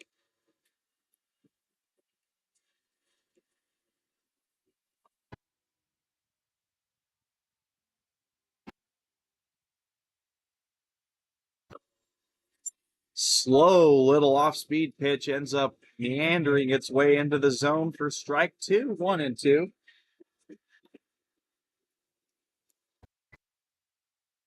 Taking a look over at first base, but not really testing it out too hard there. Is Morgan Wood able to get back quite safely?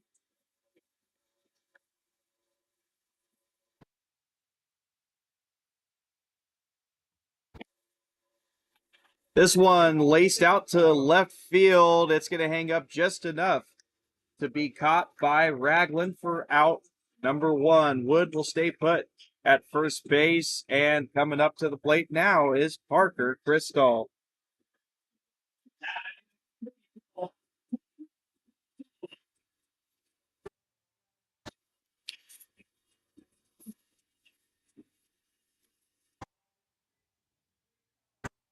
So Crystal digs in, hit by pitch and a walk so far for him. So 2 for 2 in regards to getting on base.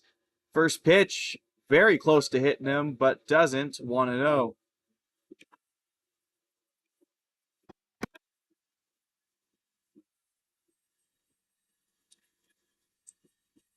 Base hit for Crystal there in the, what inning was that? Third inning, there we go. Looked to be a bit of a jam shot, and that might have contributed to why it bounced off of Williams awkwardly and led to the runners moving around 90 extra feet, as this one is inside again for a ball, 2-0. First righty faced for Morgan here, and notably to Ethan Wood, those pitches were running way outside to Wood, but inside to Crystal. So we'll see if that theme continues here. Able to bring it outside there. That one called ball, 3-0.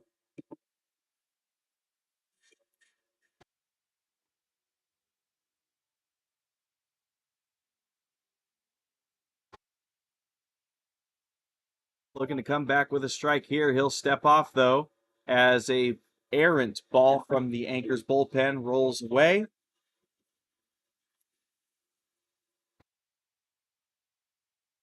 All right, resetting and ready to go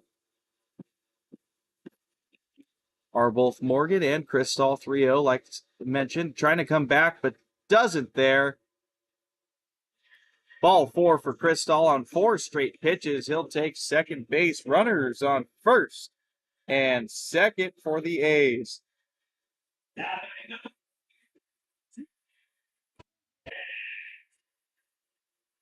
So Rodriguez in another big spot here. He has been finding these spots in this game. First at bat for him. He had bases juiced with 2 outs, ended up striking out looking. Then in the third inning, he had the same runners we see on base here. Wood and Crystal on base. They were at second and third in that instance, and he was able to muscle one out to the warning track in left field for a sacrifice fly to score the A's last run in this ball game. This time, Wood at second, Crystal at first. 0-1 count to Rodriguez. Pitch inside, 1-1.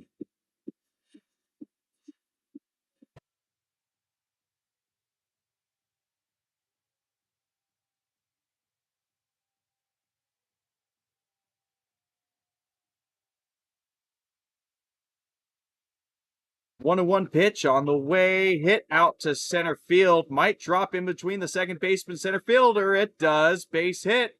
He's going to waste no time as Williams to throw it home, keep Wood at third base.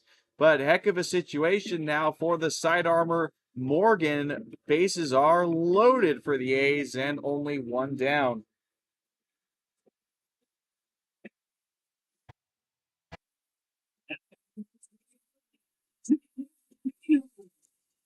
So Rodriguez comes through with his at-bat, gets on base, and now the spotlight shines on Jake Maynard.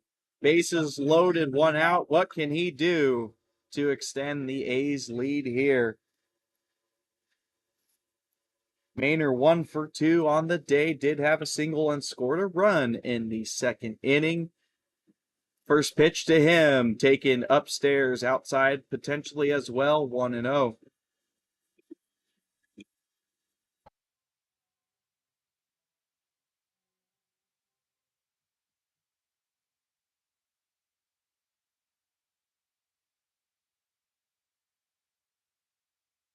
The 1-0 to Maynor is swung on, chopped to the pitcher. He's going to go straight home with this. He's going to go to one for a double play. Wow, that is a huge double play for the Anchors and a frustrating one for the A's. That is an unusual one. That's going to be a 1-2-3 double play for the Anchors to wipe off the scoring threat. So for the second time in this ball game, the A's leave the bases loaded. Potential for more runs wiped off the base paths, and the Anchors keep it at 3-1 as we head to the top of the sixth.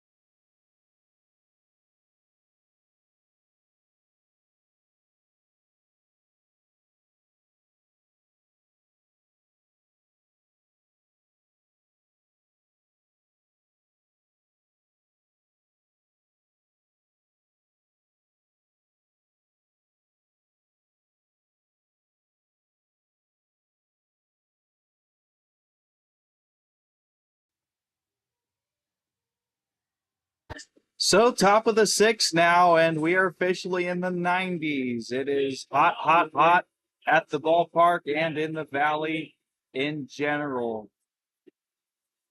Still thankful for morning games, though, because today's high is going to be 106 in Fresno. Ick, and triple ick. First pitch there, taken for a ball outside 1-0.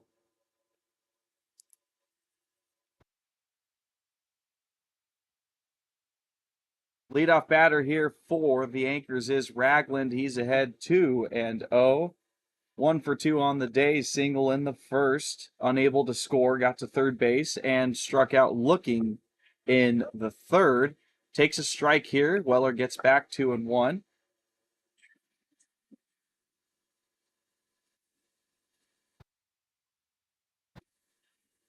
This time gets the outside corner. That's been a fickle call for the umpire, and count evens up at 2-2. Chopped on the ground. Maynor dives for it, knocks it down, but unable to make the play. So infield single for Ragland, his second single of the day. And good way to lead off this top of the sixth for the Anchors. Now at number 20, Brendan Lister.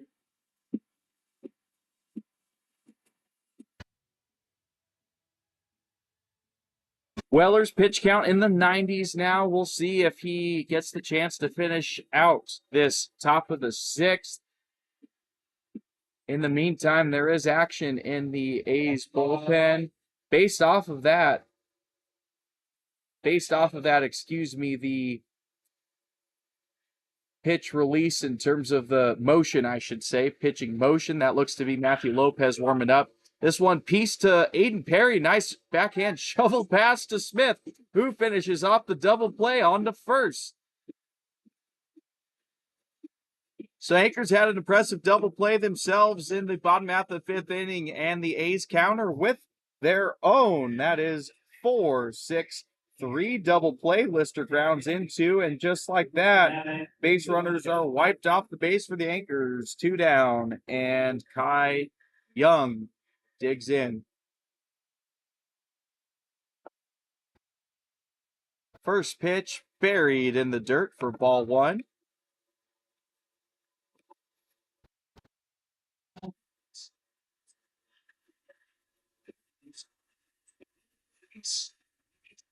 Going to be a quick conference here between batter and manager.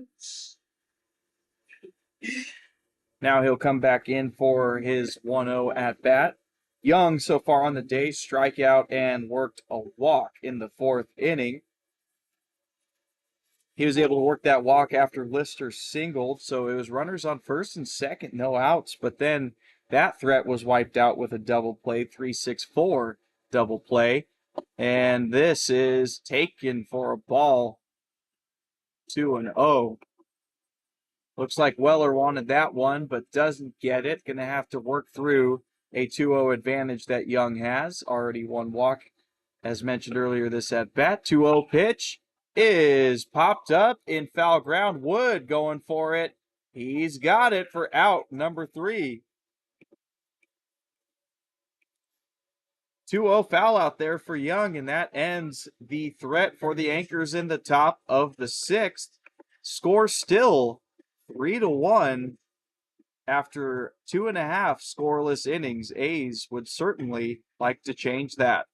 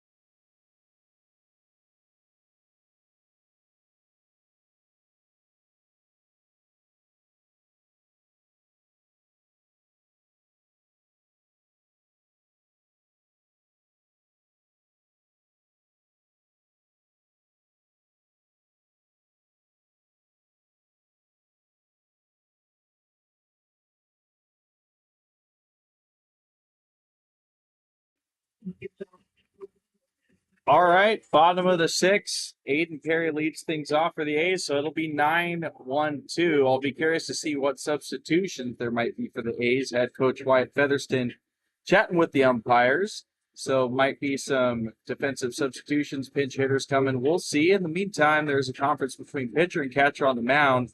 There is a new pitcher to report here, so Kalen Morgan's day is done after just one inning. And perhaps Alameda Anchors, you can help me out with this one. The roster clearly looks to have a W for his last name. So that would be Nate Wooberry, which I've certainly never heard before, but pretty cool. But the PA announcer at the stadium just said Newberry. So curious to see which one is which. In the meantime, though, he'll start out Perry with a ball outside, 1-0.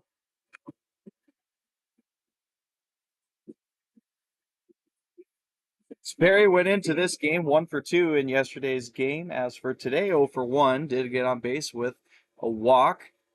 Been a great contributor on defense today as well, as he takes that for 1-1.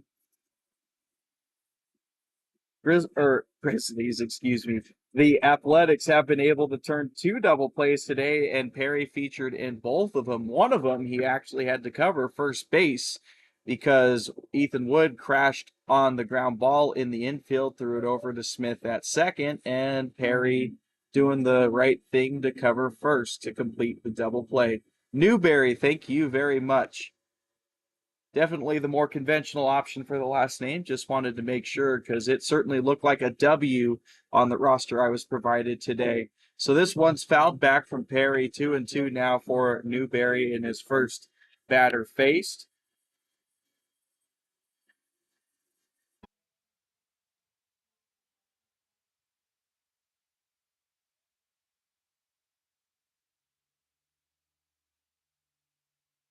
The 2-2 pitch looked to be a slider that started way too far outside, and the count runs full for 3-2.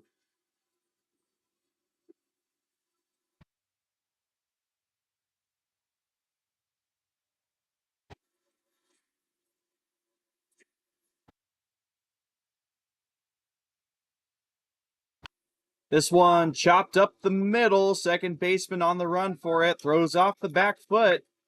Clean play from him for out number 1. That was Gullickson to Lister for out number 1. And after that, top of the lineup yet again.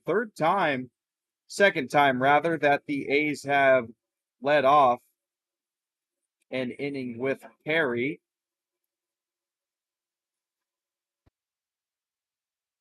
So now Mitchell looking for his first hit of the day himself. One of 2 batters to ground into a double play. Anchors have done a good job on that.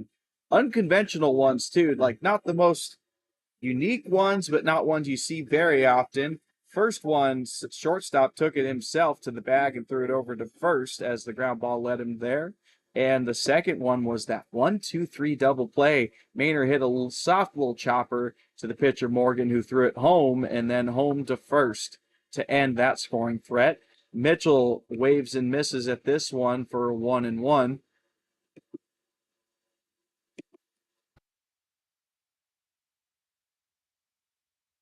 So variety of outs here for Mitchell. Fly out, ground into double play, and a pop out. This one misses low and in for 2-1.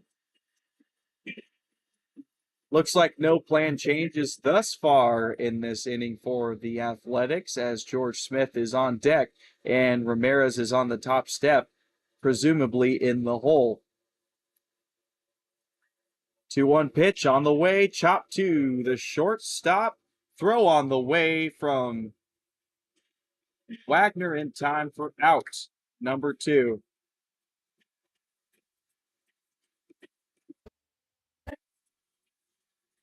So tough 0 for 4 day here for Mitchell, and now a give way to George Smith.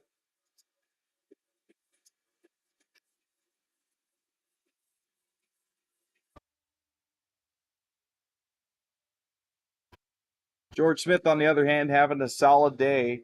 himself 2 hits in his last 2 at-bats. First pitch taken for a ball, 1-0. Smith's first hit was an RBI single, cashing in Maynor in the second inning. And in the fourth inning, got a single, but then ended up getting out on a pickle after a Ramirez single. It was a smart play by Kai Young to hold that ball and kind of deke the throw over to first, and George Smith thinking he could get aggressive and take third base. But resuming back to this at-bat for Smith, he's up 2-0 against Newberry. Pitch on the way, check swing, half-hearted swing, and it's a swing and a miss for 2-1.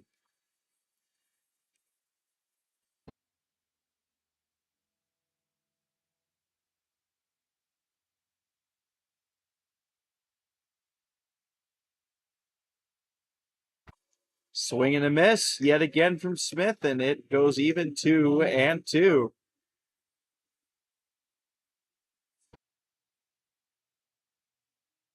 So Newberry 1 pitch away from ending this bottom of the 6th for the A's. It's been pretty smooth sailing for him thus far. Anchors sure have needed it. There's been a lot of base runners on base for the A's throughout the afternoon. Traffic courtesy of 9 hits and a lot of walks. I could get that official account here soon. 1, 2, 3, 4.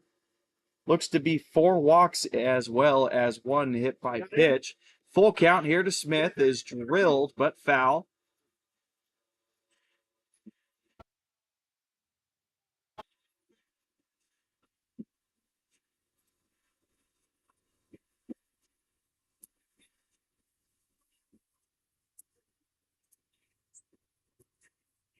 So Newberry still searching for that knockout pitch here for the 1-2-3 inning. Smith proven to be a hard out in this at bat. 3-2 pitch on the way to him. It is just foul into the back screen.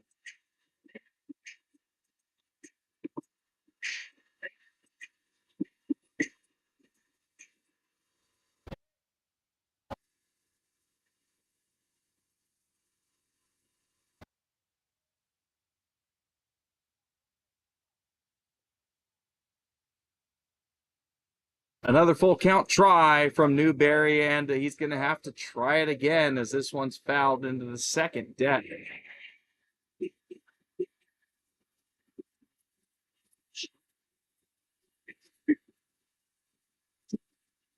So beyond the A's hitting a lot better today than yesterday, they've also worked the counts pretty well in this ball game, leading to elevated pitch counts for pitchers and also free passes just like that one. George Smith onto first base. It's the 5th walked batter for the A's this game, and there is some 2-out action going on for the Athletics.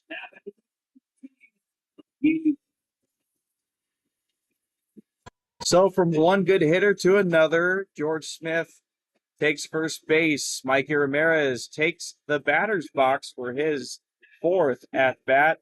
Had himself a single in the 4th inning, 1 for 2 overall on the day. Newberry stepped off there but didn't throw over.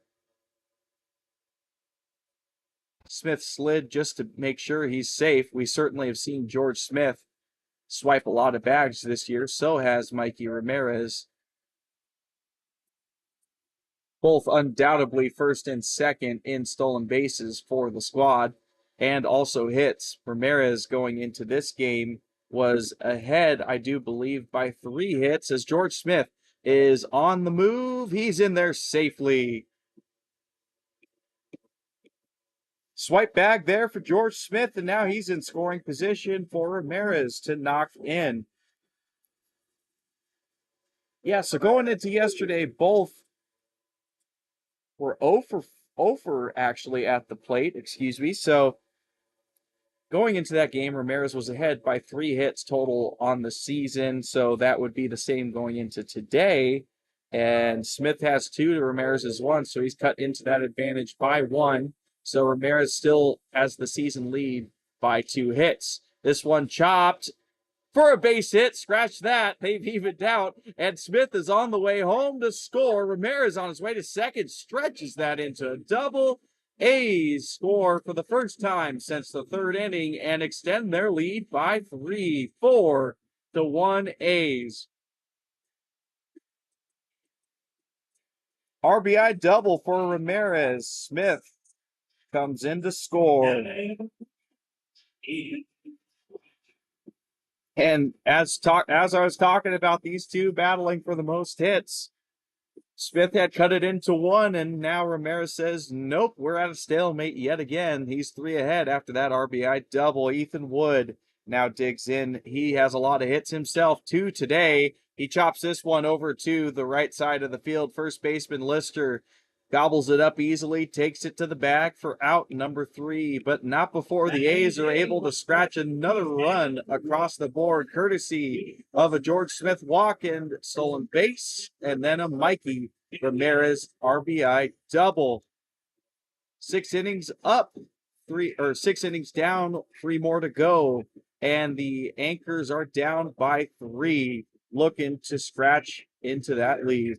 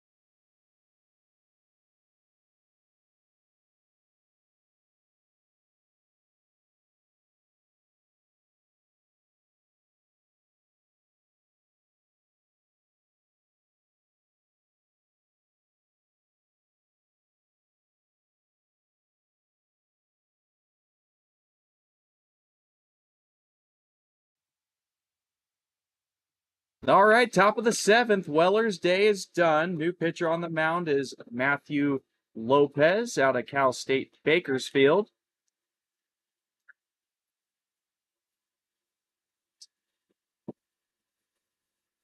Good stats for him on the season. We'll get into those as soon as we find some time. In the meantime, we have to highlight Ryan Weller's day on the mound. Starting things out here, though, for the Anchors is going to be the second baseman, Golickson. Strike call there, gets back 2-1. Weller goes 6 innings, throws 95 pitches, 4 hits given up, 1 run. That was not an earned run, and 8 strikeouts to 3 walks. 2-1 on the way to Golickson, taken for a strike, evens up at 2-2. That doesn't look to be like Golickson, as a matter of fact. Heck no, that's number 45, so we got a pinch hitter in the game, and that is going to be Leo Paredes. Pardon me. Ball taken outside, 3-2. We are getting into that time of game where substitutions might end up happening, especially with this heat. Guys might be tiring out a bit quicker than usual. Paredes was a starter yesterday, 2 for 4 on the day, 2 singles, RBI. He scored once as well. Payoff pitch from Lopez bounced in the dirt, and that's going to be a leadoff runner for the Anchors, courtesy of a Paredes walk.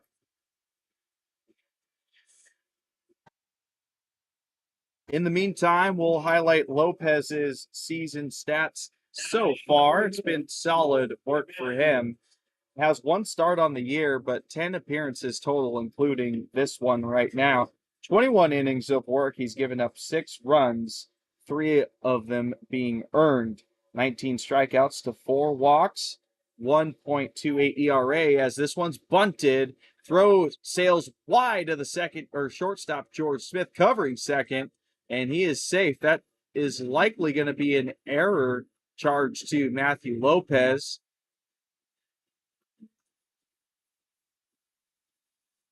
Guess not. The scorer is going to put that down as a hit.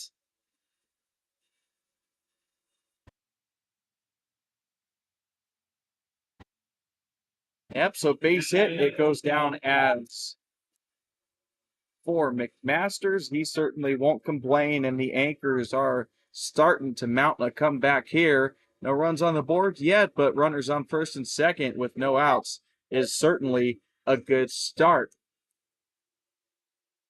Wagner comes up for his third plate appearance, rather, as he walked in his 5th inning plate appearance. So it's 0 for 1 officially with a fly out to center field, and 0-1 is the count to him now. Lopez breaks in the curveball to him for a strike call, 0-2. Yeah, thank you for commenting and reminding me there. Sometimes with the multitasking, I miss some of the substitutions. Was able to catch that once I saw the number was clearly not Gullickson. Anyways, 0-2 count on the way, and the batter was looking to call time, but yeah, he's shaking his head like, what the heck? He got quick pitch there. No sympathy from the umpires, though, but thankfully for him, the pitch was called a ball, so 1-2, he'll reset. Lopez taking a peek at second, comes home, misses outside, 2-2.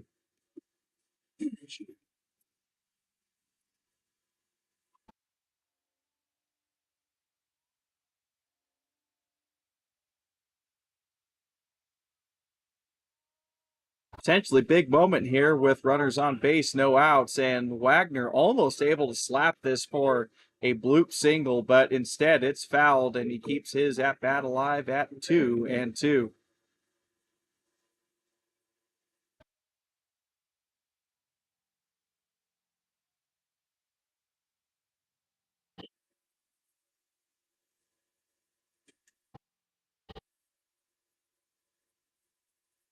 Two slapped out to right field. It's going to hang up for a fly out, and out number 1. Runners unable to advance on that one, so it'll still be first and second.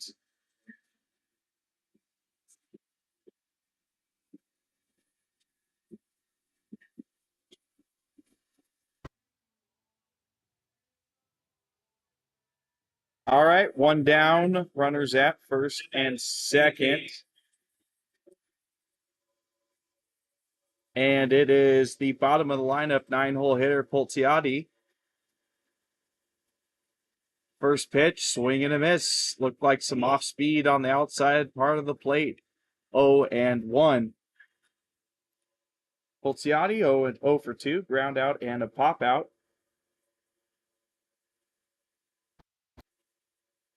So with him as the 9-hole hitter, he rips this one out to left center field. It's going to be a gapper. It's going to score at least 1 for the Anchors. Throw coming into short. And yes, indeed, it's just 1, but they'll certainly take it. No, throw gets away. Lopez coming home. Now a pickle starts, and that is going to be McMasters thrown out in between third and home. Tons of action to unpack there, but a run does end up coming in to score for the Anchors, so it's 4-2.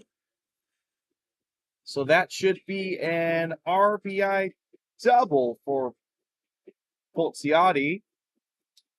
That is Paredes that comes in to score. McMasters was looking to stretch that to home, but he is thrown out. And now with all of that craziness, it is going to be runner on second with 2 outs, but Anchors score their first run since the first inning and make it just a 2-run deficit. And looks like we have another pinch hitter in at the plate. Going to grab his number in a second. So Kim's day is done.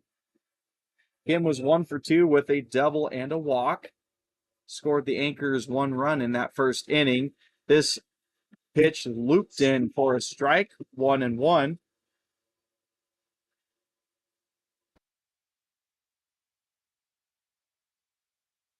So number 26, it's going to be Elias Rubio. Saw him pinch hit in yesterday's game as well, and it's going to be successful here. Laces it out to left field. That's a base hit. Mitchell's throw into the cutoff. That's Jake Maynard, the third baseman. And Rubio thinks about going to 2 as that ball gets away, but holds up at first base. So runners now at the corners for the Anchors. A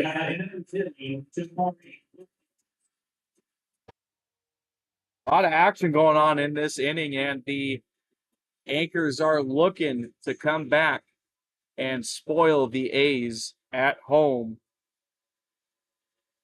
First pitch to Williams is a shot off the end of the bat, goes just foul, 0-1. So rough day for Williams at the plate. 3 strikeouts, 1 away from the what is called a golden sombrero in baseball, 4 strikeouts. But what a time it could be for him to contribute as he swings and misses there, 0-2.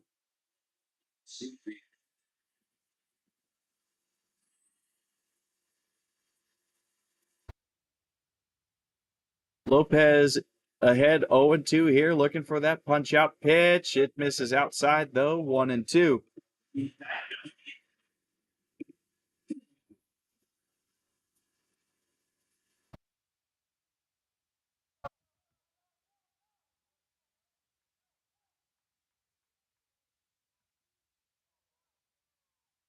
Long pause here as Lopez is taking in his signs. He'll step off and reset. Was going to mention, don't believe I did at the beginning of this inning. We'll be curious to see if the A's are going to try and go for a 3-inning save situation for Lopez for him to finish off the game. We saw that yesterday with Cooper King. Gio Casa started the game for the A's, and then Cooper King finished off the rest. Lopez misses outside here, and count evens up 2-2.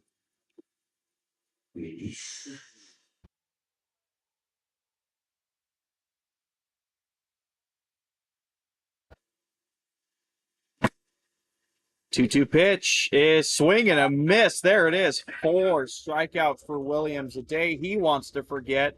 Lopez able to clutch it up with a strikeout there. Strand 2 runners on base, but the Anchors do grab 1 run back, and they're only down 2 as we stretch in between in the 7th inning.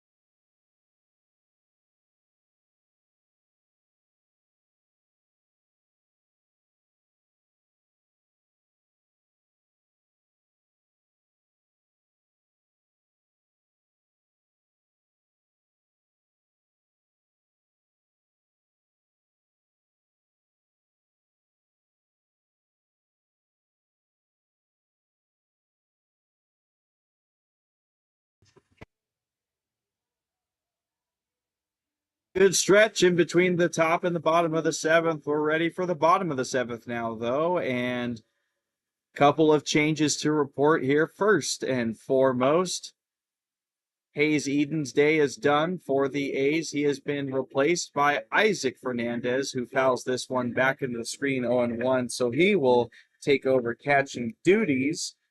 Fernandez did the same thing yesterday, came in for Eden's, hit himself a double as a part of that big sixth inning for the A's and scored a run. This one fouled yet again into the screen, 0-2 disadvantage for Fernandez. Additionally, for the Anchors, it's going to be Ruben Rivera that comes in for Nate Newberry. The Anchors keeping their bullpen busy and active. Fourth pitcher of the day. First one, that is a lefty.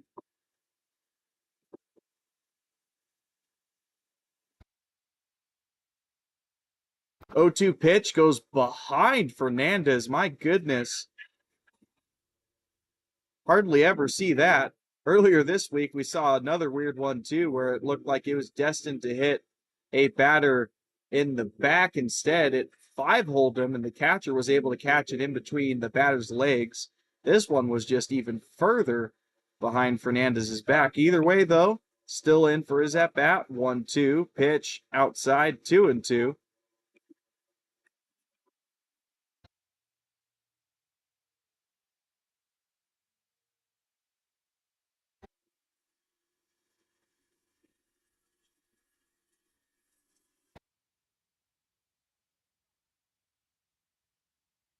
Two-two pitch to Fernandez, misses way outside on that one, and Fernandez has worked it from 0-2 to 3-2.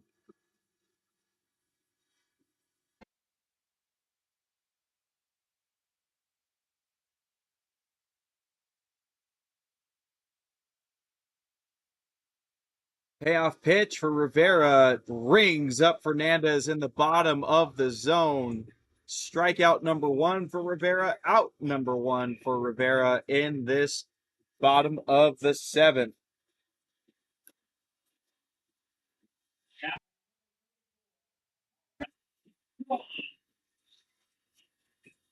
So not too many strikeouts, as a matter of fact, here for the Anchors through 6 1/3 innings. That is only the third strikeout for combined 4 pitchers.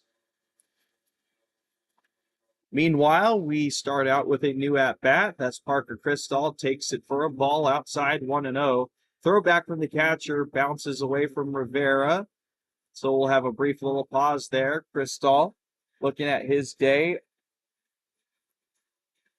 1 for 1, gotten on base all 3 times. The other times were a hit by pitch and a walk. Also recorded a stolen base. And this one misses outside yet again, 2-0. Rodriguez, the on-deck hitter, so he will still remain in the game. So will Maynor. We can see he's in the hole, so not too many changes just yet for the A's. Curveball loops in there for a strike, 2-1.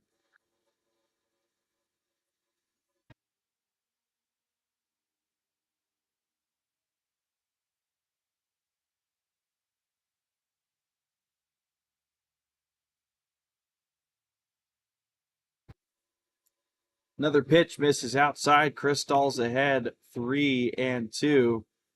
And I must say, it just keeps getting toastier and toastier out here. Not even shade feels cool anymore at this point, as we are approaching 100 degrees rather rapidly during this day. Cristall walks here. 5-pitch walk that was. He'll take first base. And Cristall has 4 for 4 for getting on base now. 2 walks, 1 hit by pitch, and a single. So 1 out base runner for the A's brings up Julian Rodriguez. Good day for him. Didn't start out that way necessarily, as he struck out looking with bases juiced, but after that, able to drive in a run on a sac fly and had a single in the 5th inning. First pitch to him, taken for a ball, bounces in the dirt. Catcher able to keep it in front of him and keep Cristall at first base.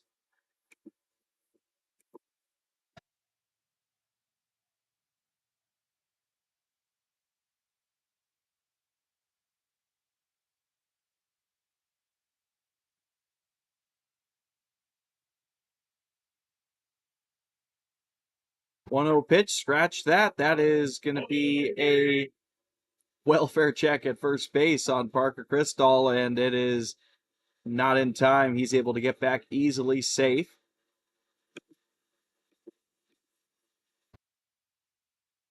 1-0 pitch, fouled into the screen, 1-1.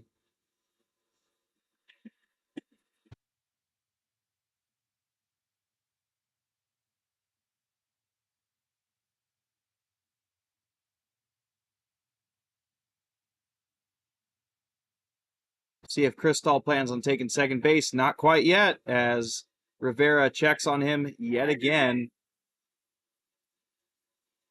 We know Crystal has wheels, but against the lefty might be hard to try and time up when he's going to commit to the plate. He goes, doesn't waste any time, misses outside, throws not going to be in time as the catcher stumbles backwards trying to get that throw off ASAP. Not in time, though. Crystal with his second stolen base in the game.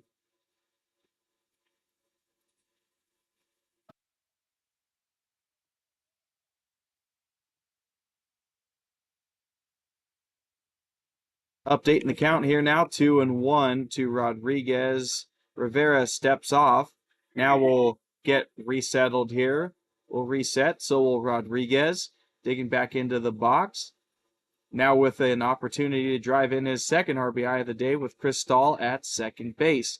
2-1 pitch on the way. It's sent out to right field. It's going to hang up just in time. Crystal was going all the way. Oh, he's able to get back safely. Wow. He gets bailed out on that one. That throw was way in time to beat him, but it was a one-hopper to the shortstop who's not able to handle it and bobbles it, and this inning continues on. Well, that was almost a 9-6 double play, which can't say I've really ever seen that before. But instead, it's just a fly out to right. Jake Maynor up now with 2 down. Chance for him to get an RBI first pitch. Swing and a miss.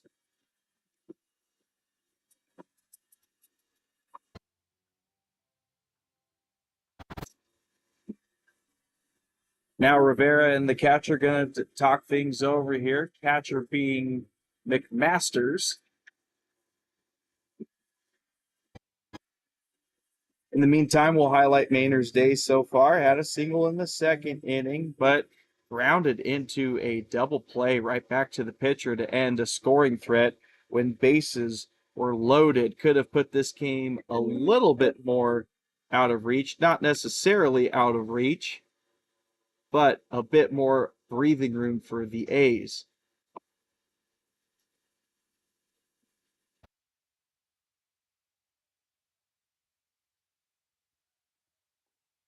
This one, throw down to third. Wow, third baseman makes a heck of a play to keep that ball in front of him, and from Crystal not scoring. My goodness. Maynard took that pitch. It was a strike, but highlight reel play there, honestly, even though it doesn't end up being an out for Kai Young. Crystal was sliding in, and Young had to dive for it, knocked it down with his glove. That was destined for the left field and Crystal to score.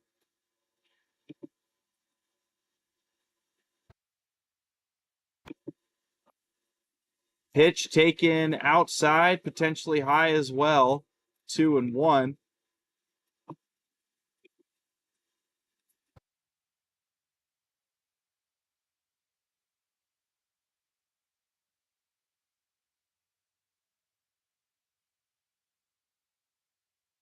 2-1 pitch to Maynor. It hits him. Don't know if it bounced in the dirt first or just straight up nailed him in the foot, but that is first base for him. Runners now at the corners for the A's. 2 down.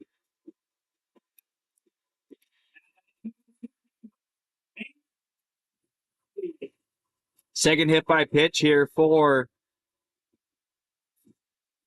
the Athletics in this game. Maynor's been plunked, so has Parker Crystal, both runners that happen to be on the bases at the moment. So with 2 down, it is Aiden Perry with a chance to open up some more scoring for the A's. First pitch he takes is inside for ball 1. Lefty on lefty matchup here, though, so we'll see how that works out. 1-0 pitch to Perry, holds his swing, and now it's a pickle. Oh, my goodness, Maynard's able to get around him safe. Wow, I don't think I've ever seen anything like that. I do believe Maynard was going to try and draw a pickle there to see if Crystal could score first, but the shortstop there decided to turn around and see if Crystal was going to go home. Maynard just says, "Excuse me, I'll go right around you."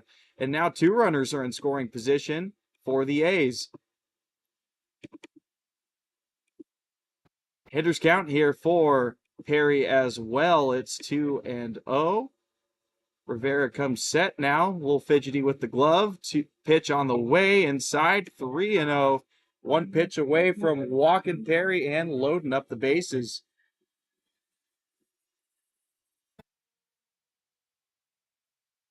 Perry's already walked once today. Aside from that, fly out and a ground out. 3-0 pitch on the way to him. It's inside. 4-pitch walk. Second walk for him on the day. And Rivera and the Anchors are in a bit of trouble here.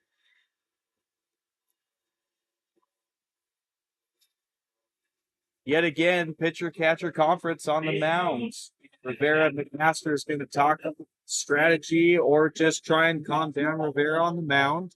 This is a big spot for both the Anchors and the A's. 1 hit could really put some distance for the A's, and 1 out could keep the Anchors' chances within reason.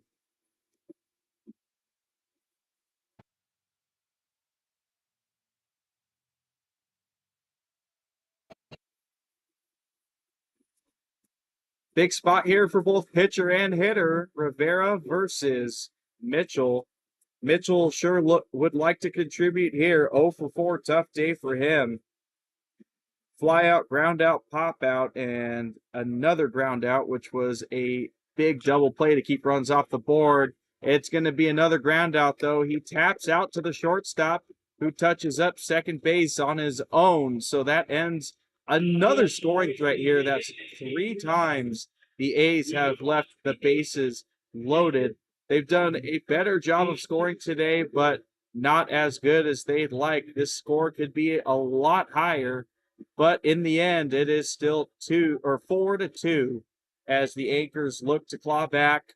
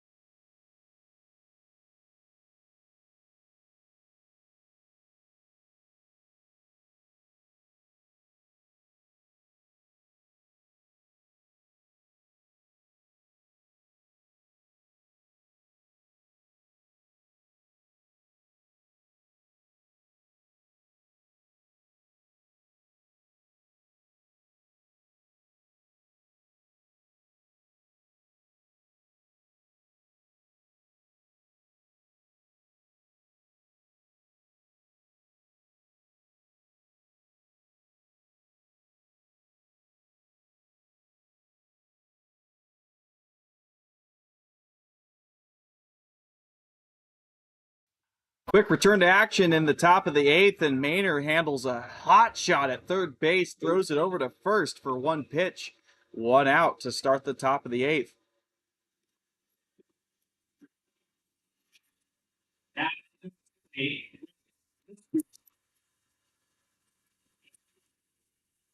Well, that is a prime example of why they call it the hot corner, and Maynard handled it quite well.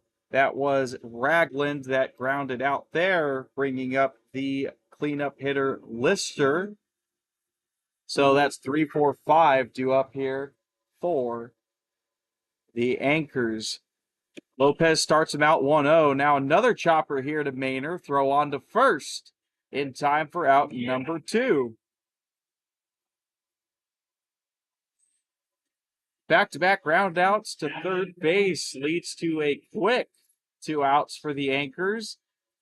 And Kai Young, third baseman himself, digs in. Talking about good plays at third, we highlighted it just in the last half inning. Great diving stop to keep Kristall from scoring and being the 5th run of this ball game. Bit of a half-hearted swing on that one, though. Perhaps got fooled with off speed, and it's a swing and a miss. Strike 1. Young 0 for 2 on the day. Strikeout, fly out, but has walked once. Takes that one for a ball, 1-1. Scoreboard here reflects 2-1, but it should be 1-1, and there's 2 outs in this inning.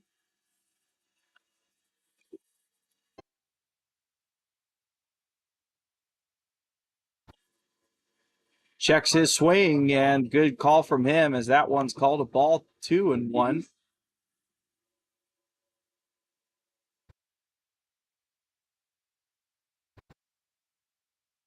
Potentially missed a pitch there on my part, actually. Looked like the umpire might have put 3 up. Strike is called, though, so that makes it either 2-2 or 3-2. Looks like he signals 3-2, so I reckon I missed a first pitch ball there. My apologies. So count runs full here to Young. There is most certainly 2 outs in this inning, though. And that is ball 4 to Young, so he'll take his base. 2 out base runner for the Anchors. Something to potentially build on and get a run back. Now batting 45, Leo Paredes. Paredes will dig in for his second at-bat of his game. Coming in for Golickson, was looking in some signs from manager at third base. Now faces first pitch outside, 1-0.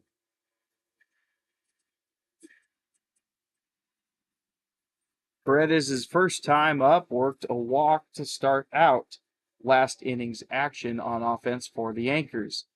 He ended up scoring their second run, and swinging a miss there. Almost looked like he started kind of shifting his weight and moving away from the pitch as he was swinging. A bit awkward there, a little unbalanced, but 1-1 count to him. Lopez is now set. Bit of an open stance for Lopez on the mound. Comes home. This one popped up into right field. Should be no trouble there for out number 3. All right, so 2 out walk there is no trouble for the A's. They get the final out of that top of the 8th inning. They'll head to the bottom of the 8th, looking to try and get some insurance runs before the consequential 9th inning.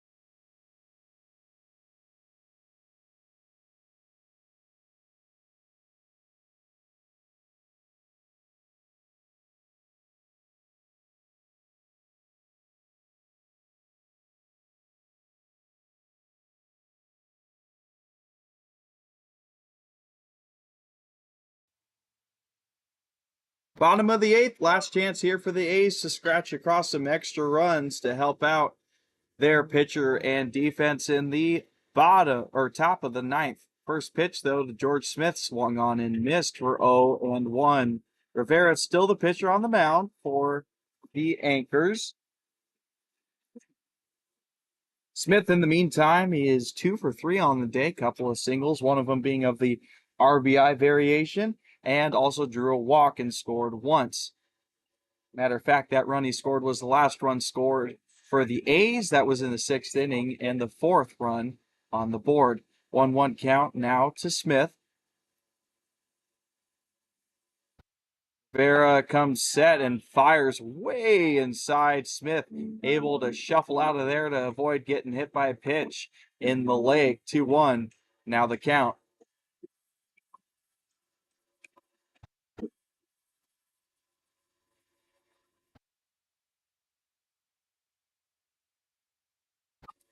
Misses outside here, and Smith has the advantage at 3-1.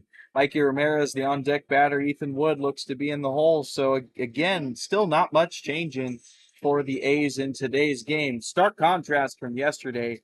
A's subbed in 5 players, position players, that is.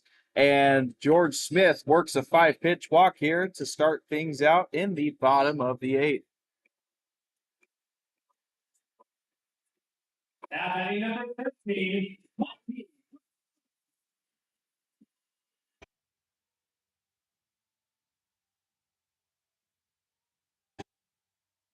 Well, here's another hitter for the team that has 2 hits on the day. Mikey Ramirez, single RBI double for him on the day. Also walked and scored the A's first run. First pitch to him, sent up sky high into foul ground. It hits the netting and drops into the A's dugout.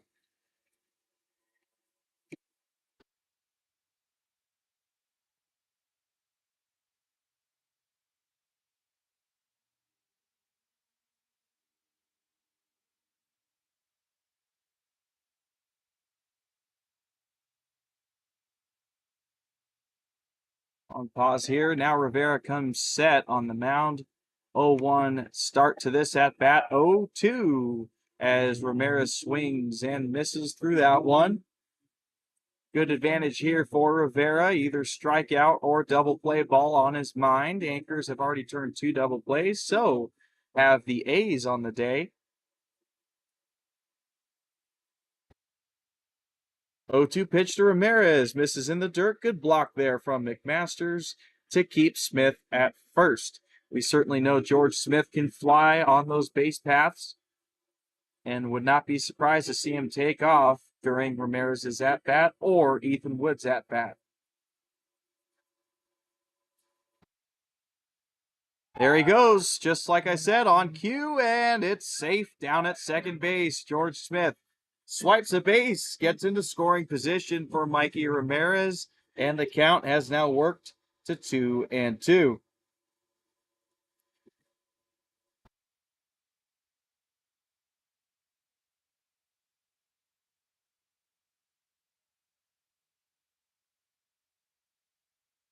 So, bit of a better situation here for Ramirez at the plate. Rivera going to have to think about putting some pitches a little more in the zone. Smith's on the run again, and this is a hit and run here. Ramirez chops it in play, will be out at first, but very effective use of a hit and run there, whether it was planned or it wasn't.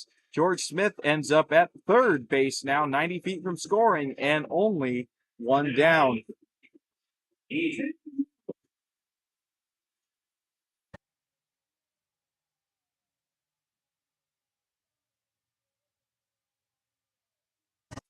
So now it's Ethan Wood, George Smith's college teammate. Both play their college ball at Regis University with his chance to cash in an RBI. RBI leader for the team. None today so far, though, as he swings and chops this one foul on the off speed. 0-1. So no RBIs for Wood today, but still good day overall. A couple of base knocks for him. 2, 3, 4 hitters all have multiple base hits. Wood scored in the 3rd inning as well.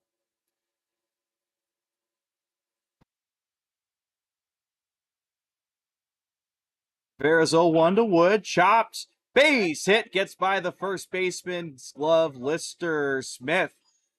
Slowly drops into score. RBI single for Ethan Wood. 5-2 A's.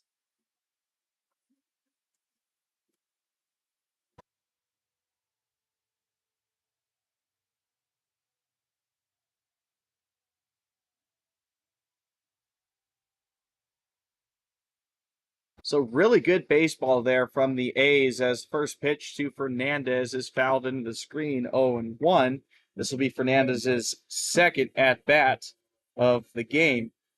In the meantime, though, reflecting on what we just saw, George Smith able to work a walk and then, per usual, using his speed to steal second base. And then after that, he goes in motion to steal another bag. Ramirez chops it on the ground to move him over to third base easily. And moving on to second base here is Ethan Wood as that pitch gets by the catcher.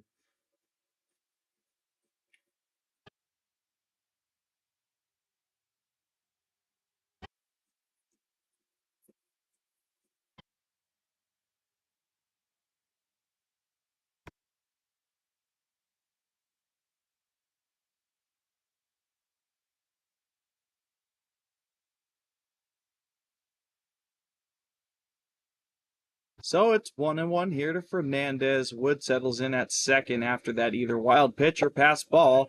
Fernandez swings and misses on the inside part. Umpire actually signals there was a foul tip there. Either way, it is 2 strikes in this at-bat. No realistic double play ball here with no force out of Wood. So Rivera and the Anchors would be happy to just get Fernandez out. Wood's on the run. He's looking to steal third. He's done it. And yet another great diving stop over there at third from Young to keep that ball from sailing into left field. But I did not have Ethan Wood stealing third base on my bingo card today, I'll tell you that much. But fantastic work from the big man, and he's 90 feet from scoring now. So most anything in play could cash him in, and the Anchors know this. They're bringing in the infield. All 4 infielders are on the infield cut of the grass. 2-2 count here for Fernandez, looking to loop one over them or through them. Did he hold his swing? Umpire says no. He went.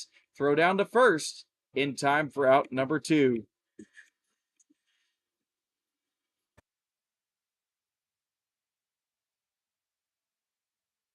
So now 2 down. Ethan Wood still remains at third.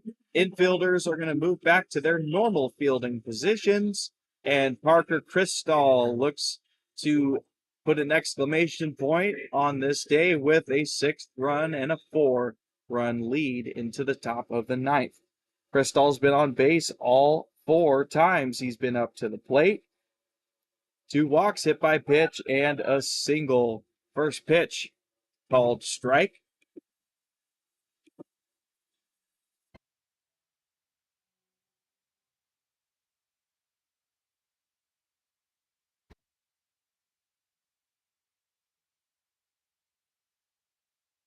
Rivera comes set on 0-1, fires.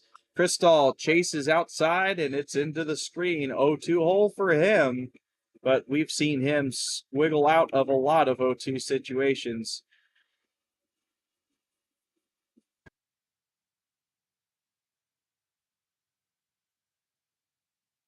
Potential substitution here for the A's. Luke Rhee is in the on-deck circle. If he doesn't get to hit, I imagine he'll go into the field anyways. That would be for Julian Rodriguez's spot. This one gets past the catcher, and Ethan Wood's going to score. That was really funky. I don't know what happened there. It didn't look like a crazy wild pitch, but catcher unable to get glove on it, and it's 6-2.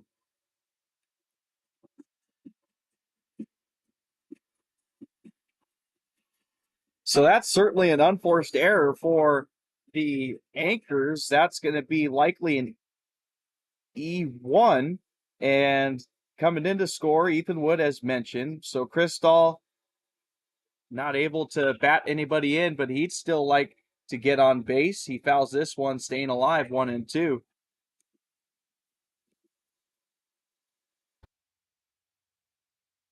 Still can't explain what happened there. Perhaps the catcher got crossed up by the pitch. Maybe was wanting to go low and out inside, and then it went high and outside, and tough reach for a right-handed catcher. Swing and a miss there for Crystal, unable to work the count there. He's down on strikes, and it is the end of the end of the 8th inning.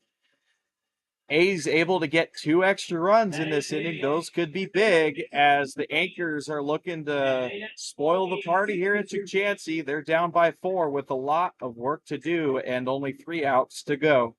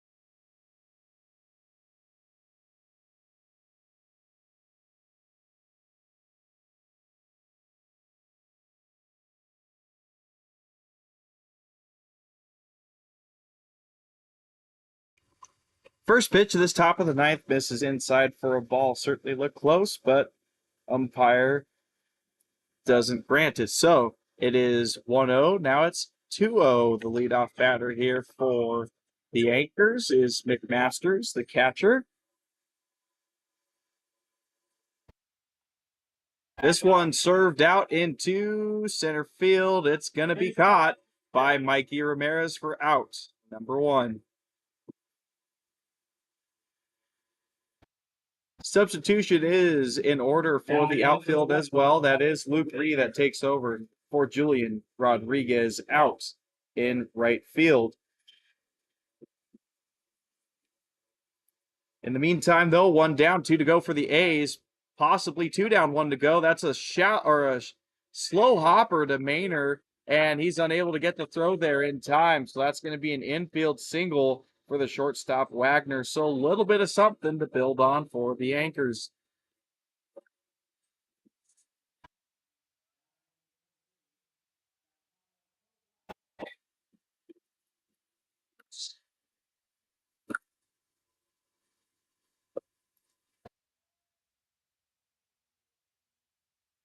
Nine-hole hitter, Polziati up.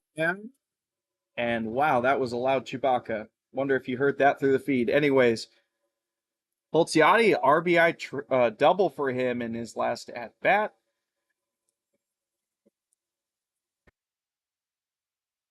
One and one, the count to him now. Lopez looking for the 3-inning save.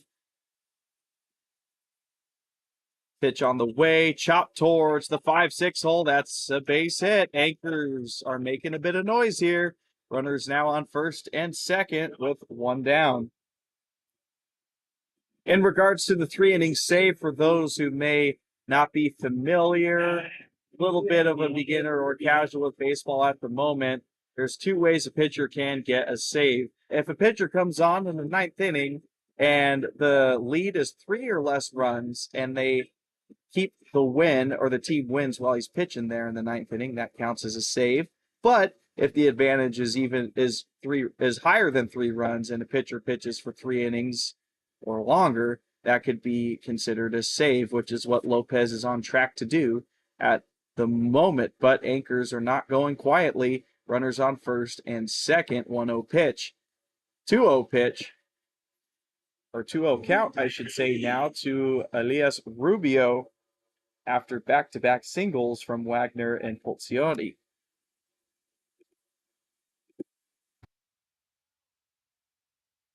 Rubio had a single his first time up to the plate.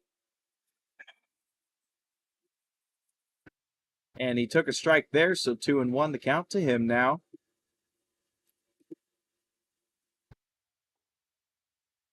Strike again, 2-2, and we have carts on the field right now. There's carts coming on the field during play. What in the world is going on?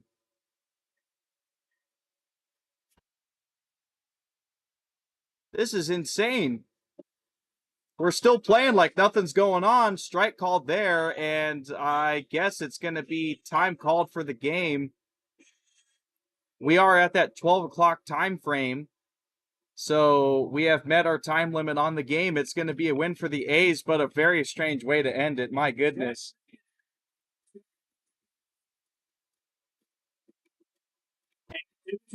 So game is going to end 1 out early. We finish just short 26 2/3 outs recorded there for the A's, but looked like it was going to be in the bag for them. It'll go down as a win for the A's. Big win to tie up this series at 1 apiece. They win 6-2, 6 runs, 11 hits, 2 errors. As for the Anchors, 2 hits, 2 runs, 9 hits, and 1 error. I would say that the Athletics were the better team today. Yesterday, they were competitive. Today, I think they were just flat out better, which is a good sign to see. They took more advantage of runners in scoring positions. Still left a lot on base, though. They left bases loaded 3 times today, which at the very least is 9 runs left on base there. But either way, it's enough to get the job done, and we'll go to a series deciding game tomorrow, and it's going to be a time change. The Grizzlies will now be playing at 1 o'clock, so we will be playing in the evening.